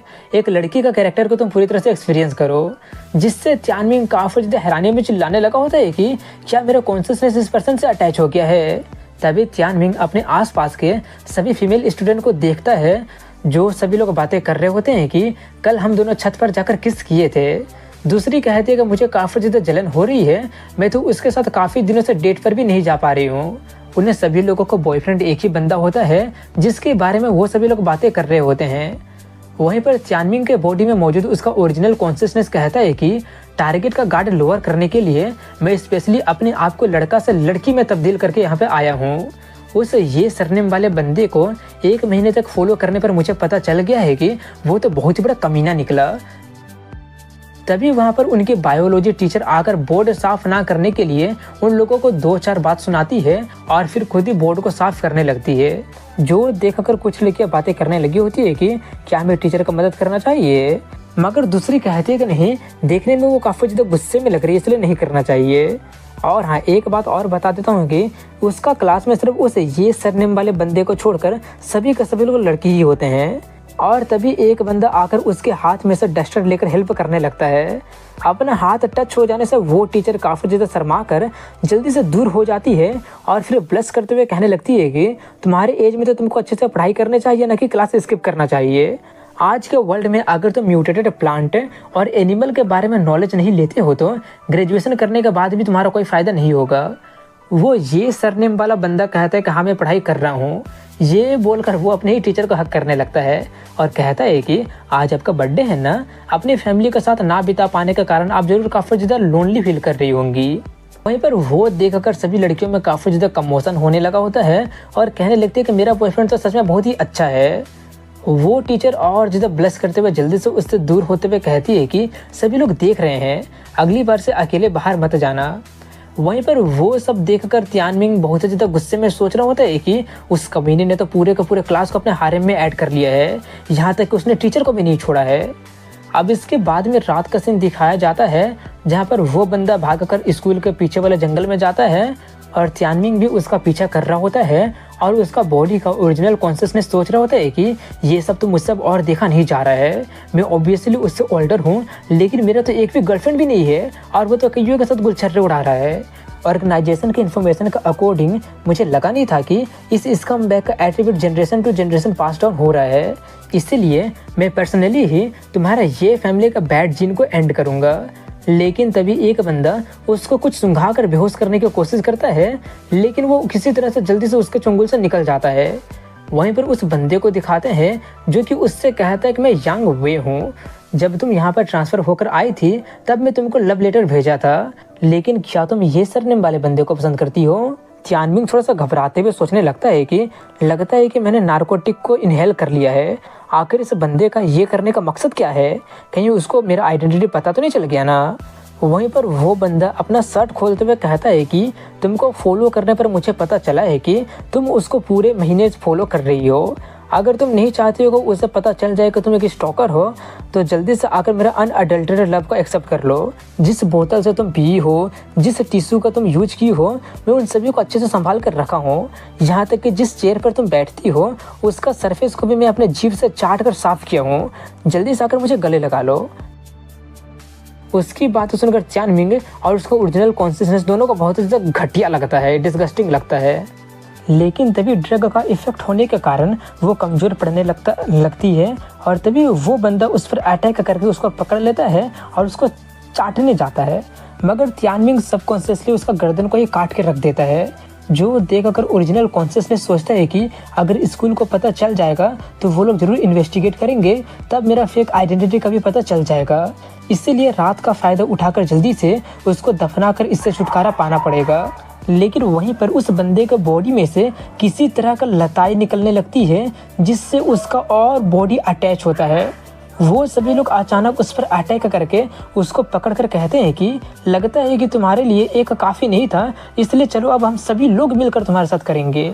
उसको देखकर ओरिजिनल कॉन्शियसनेस कहता है कि रूटलेस ग्रास सिर्फ इविल थॉट वाले होस्ट को होस्ट करता है और उनके डार्क और ट्विस्टेड माइंड पर फीड करते हैं और फिर होस्ट का बॉडी का रूप भी ले लेता है। आखिर ये सभी चीज़ें स्कूल में अपीयर क्यों हो रही है? कहीं इस डिजास्टर का इफेक्ट यहाँ तक तो नहीं फैल गया है ना? मगर तभी वहाँ पर वही ये सरनेम वाला बंदा आकर तियानमिंग को बचा लेता है और उनको उन डेमोनिक प्लांट से दूर रहने के लिए कहता है। लेकिन तभी वो बंदा उस ये सरनेम वाले बंदे को जोरदार पंच मारकर फेंक देता है, जिससे वो जाकर पेड़ से टकरा जाता है और वो दोबारा उसके पास जाकर उसका मजाक उड़ाते हुए कहता है कि बड़ा आया हीरो ब्यूटी को बचाने वाला। लेकिन उसका ज़्यादा हंसने देने से पहले ही वो उसका हाथ को ही नोच के रख देता है, जिससे वो काफ़ी ज़्यादा दर्द में चीखने लगता है और वो लाल आंखों और मर्डरस ऑरा के साथ फाइट करने के लिए तैयारी करने लगता है, जो देखकर ओरिजिनल कॉन्शियसनेस कहता है कि मैं कभी भी ऑर्डिनरी पर्सन को ऐसे फाइट करते हुए नहीं देखी हूँ। और सिस्टम कहता है कि बर्निंग पास्ट एंड फेज में एंटर कर गया है। वहीं पर कुछ ही देर में वो ये बंदा सभी डेमोनिक प्लांट का काम तमाम करके रख देता है और उसके तरफ बढ़ते हुए कहता है कि ये वर्ल्ड बदल रहा है और जंगल में अकेले आना तुम्हारे लिए खतरनाक है। तियानमिंग उसका स्किल को देखकर काफ़ी ज़्यादा शॉक्ड होते हुए सोचता है कि वो तो ड्रैगन ट्रांसफॉर्मेशन स्किल था। वहीं पर वो बंदा तियानमिंग को पेड़ पर पिन डाउन करते हुए कहता है कि क्या तुमको पता है कि मैं तुमको अपने हारम में क्यों नहीं लिया हूँ, जबकि स्कूल के सभी लड़कियाँ मेरे हारम में हैं। वो अचानक उसका शर्ट खोलकर उसका फोम को निकाल कर कहता है क्योंकि मेरा नाका कभी भी झूठ नहीं बोलता है, असल में तुम एक लड़की हो ही नहीं। ये बोलकर वो दूसरी तरफ मुड़कर अपना पैंट खोलने लगता है, जो देखकर ओरिजिनल कॉन्शियसनेस काफ़ी ज़्यादा चिल्लाने लगा होता है कि तुम ठरकी कहीं के, आखिर तुम क्या कर रहे हो। वहीं पर वो बंदा अपने पैंट में से एक किताब निकालकर उसको दिखाते हुए कहता है कि एक असली मैन का तो ये देखना ही चाहिए। ये सब एक फेमस आर्टिस्ट का वर्क है जो कि डिजास्टर से पहले का है। अगर तुम चाहो तो मैं इसको तुमको कुछ दिन के लिए लैंड कर सकता हूँ। वो एक अडल्ट पिक्चर बुक होता है जिसको देखकर वो लड़का काफ़ी ज़्यादा शर्मा जाता है। मगर वहीं पर अब ये तियानमिंग का सोल अब उसके बॉडी से बाहर निकल गया होता है। वो भी देखने जाते हैं कि आखिर उस बुक में ऐसा भी क्या है जिससे उसका हालत ऐसा हो गया है। वो उस किताब को देखकर कहता है कि ये किताब के जैसा उस किताब के जैसा क्यों लग रहा है जिसको सिस्टम आइडेंटिफाई नहीं कर पाया था। ये बोलकर वो जैसे ही उस किताब को उसके हाथ में से लेता ही है कि उसके आसपास सब कुछ काला हो जाता है और सिस्टम उसको मिशन कंप्लीट करने के लिए वही वाला किताब रिवॉर्ड के तौर पर देते हुए कहता है कि इसमें डुअल कल्टीवेशन का बहुत ही सारा टेक्निक है। अलग अलग टेक्निक का यूज करके तुम डुअल कल्टीवेशन में और मज़े ले पाओगे, जिससे दोनों पार्टी को 4 गुना ज़्यादा पावर मिलेगा और सीक्रेट रिलम में आईओ फॉर्मेशन के जैसा यूज किया जा सकता है ये वाला किताब। तभी उसको एक आवाज़ सुनाई देती है जो कहता है कि हाँ, यही वो किताब है जो कि मेरे लिए एक नया दुनिया का रास्ता खोल दिया था। तियानमिंग अचानक चौंकते हुए पूछता कौन है वहाँ पे। वो आवाज़ कहती है कि इस अनफॉरगेटेबल मिशन को एक्सपीरियंस करने के बाद में ही मैं उस ये बंदे का फेथफुल बिलीवर बन गया था और उसको असैसिनेट करने का अपने मिशन को भी छोड़ दिया था। मैंने अपनी ज़िंदगी में काफ़ी सारे लोगों को मारा है और कभी भी अपने मिशन में फेल नहीं हुआ हूँ, सिर्फ उस बंदे को छोड़कर। तभी उसके आसपास का अंधकार गायब हो जाता है और उसके सामने में वही बंदा अपीयर हो जाता है जिसके बॉडी में वो कुछ देर पहले गया था। वो काफ़ी सारे लाशों के ढेर पर खड़ा होता है और कहता है कि मैं इस डैगरवुड सीक्रेट रिलम का मास्टर हूँ। मैं 10,000 सालों से ये फैमिली का ब्लड लाइन का यहाँ पर आने का इंतज़ार कर रहा था। तियानमिंग उसको देखकर थोड़ा सा चौंक जाता है और उससे पूछता है कि तुमको कैसे पता चला कि मेरा सरनेम ये है। वो कहता है कि सिर्फ उसी बंदे का ब्लड लाइन वाला यहाँ पर एंटर कर सकता है और तुम्हारा चेस्ट का इस पैटर्न को तो मैं किसी भी हालत में रिकॉग्नाइज कर ही सकता हूँ, लेकिन तुम्हारा पैटर्न को देखकर लग रहा है कि तुम 3 दिन में मरने वाले हो। मैंने तुमको एक चांस दिया था लेकिन तुम तो बहुत ही बड़ा यूजलेस निकले। मैं ये देखना चाहता हूँ कि तुम बचे हुए 3 दिन में उस डुअल कल्टीवेशन मैनुअल से क्या करते हो। तियानमिंग उससे पूछता है कि तुम इस ब्लैक पैटर्न के बारे में जानते हो, तो क्या तुमको ये भी पता होगा कि ये कर्स क्या है और वो ब्लैक ड्रैगन क्या है। वो बंदा कहता है कि टाइम ज़्यादा नहीं है, अगर तुम कुछ और जानना चाहते हो तो तुमको सीक्रेट रिलम का सबसे डीपेस्ट पार्ट में आना पड़ेगा। वहाँ पर तुम्हारे लिए मैं एक सरप्राइज ही प्रिपेयर करके रखा हूँ। सिस्टम उससे कहता है कि अननोन स्किल रिवॉर्ड ग्रांट कर दिया गया है और तुम्हारे पास में स्केलेटन मॉन्स्टर को कंट्रोल करने का पावर आ गया है, जिसको कि तुम कुछ टाइम के लिए कंट्रोल कर सकते हो। तभी तियानमिंग अचानक वापस उसी रूम में आ जाता है और कहता है कि मुझे लगा नहीं था कि सीक्रेट रिलम मेरा बॉडी के सीक्रेट से कनेक्टेड होगा। आखिर मेरा और उस बंदे में क्या रिलेशनशिप है जिसके बारे में वो बंदा कह रहा था।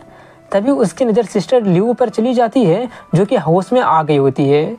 वहीं पर उसको देख अगर वो काफ़ी ज़्यादा शर्माते हुए सोचने लगती है कि आखिर ये मैंने क्या कर दिया था, मैं तो चुल्लू पर पानी में डूबना चाहती हूँ। उसको वैसा रिएक्ट करते देख अगर तियानमिंग थोड़ा सा एम्बैरस होते हुए पूछता है कि कहीं तुमको अभी भी वो सब कुछ याद तो नहीं है ना। इससे कोई फ़र्क नहीं पड़ता है, तुमको उन स्केलेटन ने पॉइजन कर दिया था और मैं तुमको क्योर कर दिया हूँ।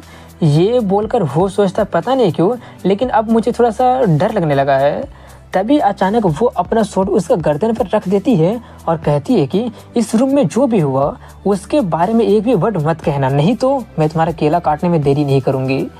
तियानमिंग काफ़ी ज़्यादा डर जाता है और पसीना पसीना होते हुए कहने लगा होता है कि मैं श्योर करता हूँ कि मैं किसी को भी नहीं बताऊँगा। वहीं पर वो पलंग पर से नीचे उतरते हुए कहते मुझे लगा नहीं था कि तुम इस सिचुएशन का फ़ायदा नहीं उठाओगे। मैं तो थोड़ी सी सरप्राइज हो गई थी ये जानकर। मुझे तो लग रहा था कि तुम लिचरस टाइप के बंदे होगे, लेकिन लगा नहीं था कि तुम डिसेंट पर्सन निकलोगे। तियानमिंग कहता है कि तुमको पता नहीं, लेकिन मैं बहुत ही अपराइट बंदा हूँ। ये बोलकर वो सोचता है क्या तुमको लगता है कि मैं वो नहीं करना चाहता था। मेरा फर्स्ट टाइम तो मेरे एंसेस्ट्रल ग्रेव में था। मुझे अच्छे से याद है कि हम लोग लगभग 1 घंटे तक किए थे, इसलिए 15 मिनट मेरे लिए इनफ नहीं था। और इस बात का भी डर था कि बीच रास्ते में वो स्केलेटन आकर मुझे मार ना दे। तभी सिस्टम बताता है कि ल्यू तुम्हारे काइंडनेस से काफ़ी ज़्यादा इम्प्रेस हो गई है, इसलिए अब उसका फेवरेबिलिटी तुम्हारे प्रति 70 हो गया है। जिससे तियानमिंग काफ़ी ज़्यादा खुश हो जाता है और सोचता है कि थोड़ा और एफर्ट से हम लोग ज़रूर डुअल कल्टीवेशन कर पाएंगे। पता नहीं उस मैनुअल का फॉलो करने पर क्या एक्स्ट्रा रिवॉर्ड मिलेगा। वहीं पर ल्यू जल्दी से फॉर्मेशन का कोर ढूंढने के लिए कहने लगती है। तियानमिंग कहता है कि मुझे कोर वो फॉर्मेशन मिल गया है। वो कहती है अगर मिल गया है तो जल्दी करो, हम लोग ऑलरेडी बहुत ही लेट हो गए हैं। तियानमिंग कहते हैं कि बस 2 सेकंड और रुक जाओ। तभी उस स्केलेटन मॉन्स्टर का पावर बढ़कर वो लोग गोल्डन कोर के फर्स्ट स्टेज में पहुंच गए होते हैं और वो लोग दरवाजा पर अटैक करके उसको तोड़ के एंटर कर जाते हैं। उस मॉन्स्टर के लेवल को देखकर ल्यू काफ़ी ज़्यादा डर जाती है, मगर तियानमिंग काफ़ी ज़्यादा खुश होता है और अपने साथ में उस मॉन्स्टर को भी टेलीपोर्ट करके लेकर चला जाता है, क्योंकि अब वो उन मॉन्स्टर को भी टेम्परेरी कंट्रोल कर सकता था। वहीं पर दूसरे फ्लोर में बाकी के सभी लोगों को दिखाते हैं, जहां पर वो झोंगवे सभी लोगों को टेलीपोर्टेशन फॉर्मेशन के पास लेकर जाता है और ली चुनान उस झोंगवे के बाद में पूरी तरह से आकर सेक्ट मास्टर के द्वारा दिया हुआ उस ऑर्डर को भी एक्टिवेट कर देता है, जिससे टेलीपोर्टेशन फॉर्मेशन एक्टिवेट हो जाता है और वो टेलीपोर्टेशन फॉर्मेशन उन लोगों को बाहर लेकर जा सके।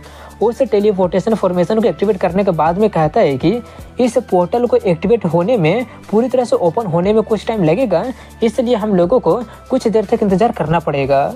वहीं पर किन यानली उसका मजाक उड़ाते हुए कह रहा होता है कि तुम्हारी वाइफ भाग गई है, क्या तुम उसको ढूंढने नहीं जा रहे हो?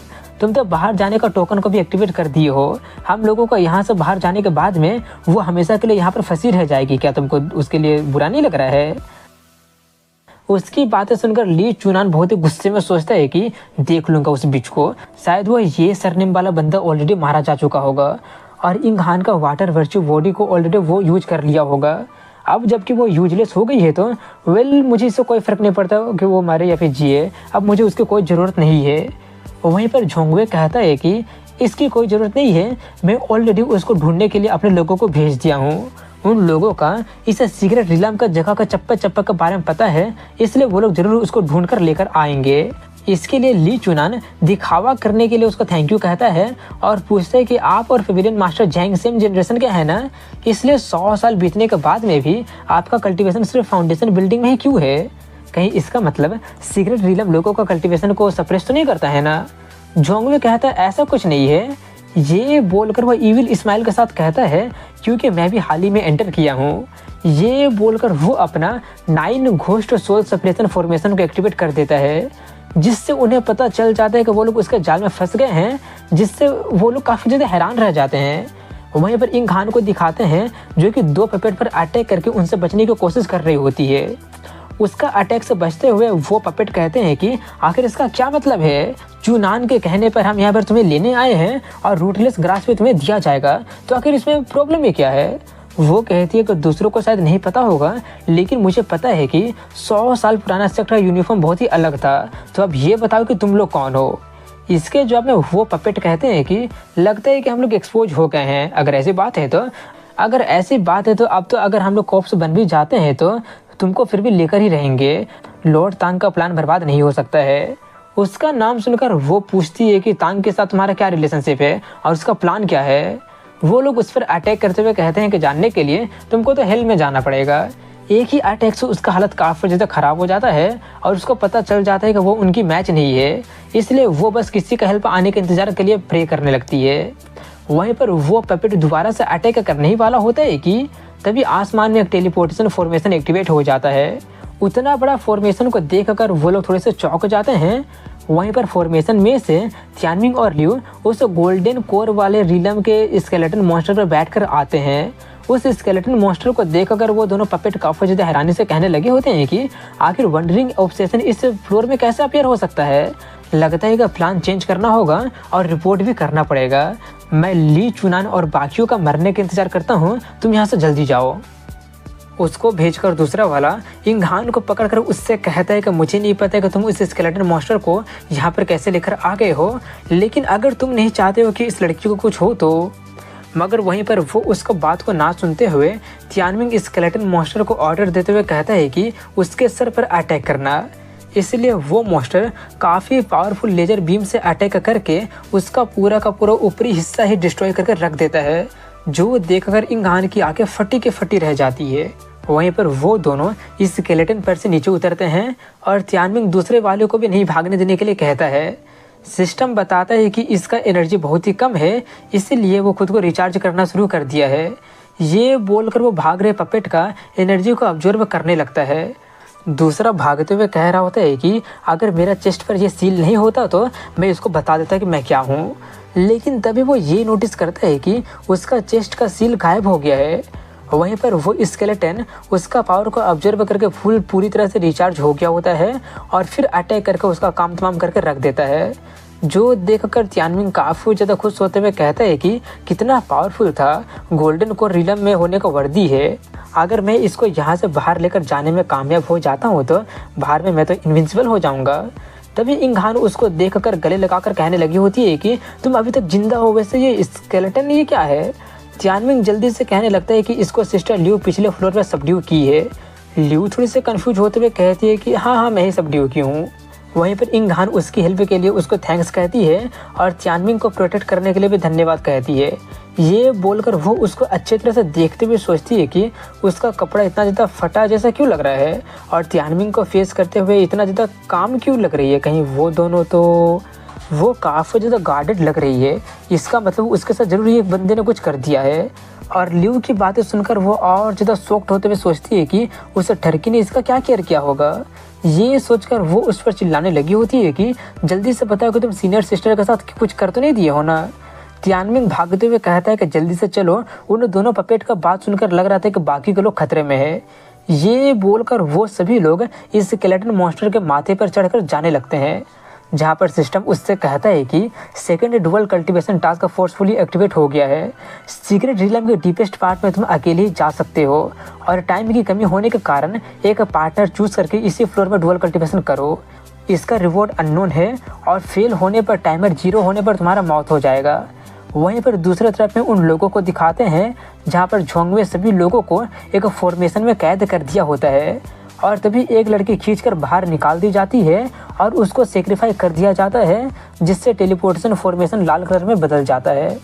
वो सब देखकर झोंगवे हंसते हुए कहता है कि मास्टर बिल्कुल सही थे। वो लोग पूछते हैं काकर ये सब करने का तुम्हारा मकसद क्या है। झोंगवे कहता है कि अब जब की सिचुएशन यहाँ तक आ गया है तो बताने में कोई हर्जाना नहीं है। ये बोलकर वो बताना शुरू करता है कि ये सीक्रेट रिलम कैसे ऑपरेट करता है। इसका जवाब डीपेस्ट फ्लोर में छुपा हुआ है और वहाँ पर वो चीज़ छिपा हुआ है जो कि मास्टर चाहते हैं। और उस जगह पर जाने के लिए टेलीपोर्टेशन फॉर्मेशन एक्टिवेट करने के लिए 4 फीमेल कल्टिवेटर का सेक्रीफाई करना जरूरी है। 3 लोगों को मिलाकर अब सिर्फ इंघानी चौथी बच रही है। जल्दी ही वो लोग उसको भी पकड़ कर लेकर आ जाएंगे। तभी वो स्केलेटन मॉन्स्टर अचानक झोंगवे पर अटैक कर देता है, जिससे ली चुनान चौंकते हुए पूछता है कि वो क्या था। वहीं पर झोंगवे उसके सूट के अटैकों को काफ़ी आसानी से रोक कर कहता है कि आखिर ये मॉन्स्टर कहाँ से आ गया, प्लान में तो ये नहीं था। तभी त्यानमिंग उससे फाइट करने आगे बढ़ता है, जो देखकर इंघान कहते हैं कि बेवकूफ़ी मत करो। ली चुनान भी शॉक्ड होते हुए कहता है कि ये तो सरासर सुसाइड है। वहीं पर त्यानमिंग अपना ड्रैगन ट्रांसफॉर्मेशन स्किल को एक्टिवेट कर लिया होता है और उससे फाइट करने जाता है। तभी सिस्टम उससे कहता है कि इस झोंगवे को हराने के बाद में सीक्रेट रिलम का सारा टास्क कंप्लीट हो जाएगा। त्यानमिंग उस पर अटैक करते हुए सोचता है कि ये एक बहुत ही बड़ा मछली है, तो आखिर मैं इसको कैसे छोड़ सकता हूँ। ये सोचकर वो अपने किंग्यू पाल्म नाम का स्किल का यूज करके अटैक करके उसको दूर फेंक देता है। उसको पीट कर त्यानमिंग थोड़ा सा कंफ्यूज होते हुए कहता है कि टास्क कंप्लीट होने का प्रॉम्प्ट अभी तक क्यों नहीं आया है। मैंने तो उस बंदे के दिल पर अटैक किया था ना। ऑर्डिनरी फाउंडेशन बिल्डिंग वाले तो मेरा अटैक सह भी नहीं सकते हैं। वहीं पर धुंध में से झोंगवे निकलते हुए कहता है कि इतना कम कल्टीवेशन लेवल के साथ में इतना पावरफुल किंग्यू पाल्म का यूज तुम कर लिए हो। मैं जानने के लिए काफ़ी ज़्यादा क्यूरियस हो रहा हूँ कि आखिर कौन सा सीक्रेट तुम छुपा कर रखे हो। उसका बॉडी प्रोटेक्शन देखकर त्यानमिंग समझ जाता है कि वो बंदा जरूर गोल्डन कोर रिलम में होगा। तभी सिस्टम उसको बताता है कि वो अभी फाउंडेशन बिल्डिंग के 9th स्टेज में है, लेकिन 9 मिनट में वो अपना असली कल्टीवेशन को प्राप्त कर लेगा। तभी वो उन दोनों से कहता है कि तुम दोनों इंजर्ड हो, इसलिए स्केलेटन मॉन्स्टर को उन पपेट पर हमला करने दो, मैं इसको संभालता हूँ। तभी वो मॉन्स्टर फिर से अपना लेजर रे से बाकी के पपेट पर अटैक कर देते हैं, जिससे वो सभी पपेट काफ़ी ज़्यादा गुस्से में कहते हैं कि ये तो ऑब्सेशन है, ये तो उस बंदे का ऑब्सेशन है। अगर हम उससे पीछा नहीं छुड़वाते हैं तो हम यहाँ से भाग भी नहीं पाएंगे। हम लोग जब जिंदा थे तब तुम हम लोगों को बहुत ज़्यादा टॉर्चर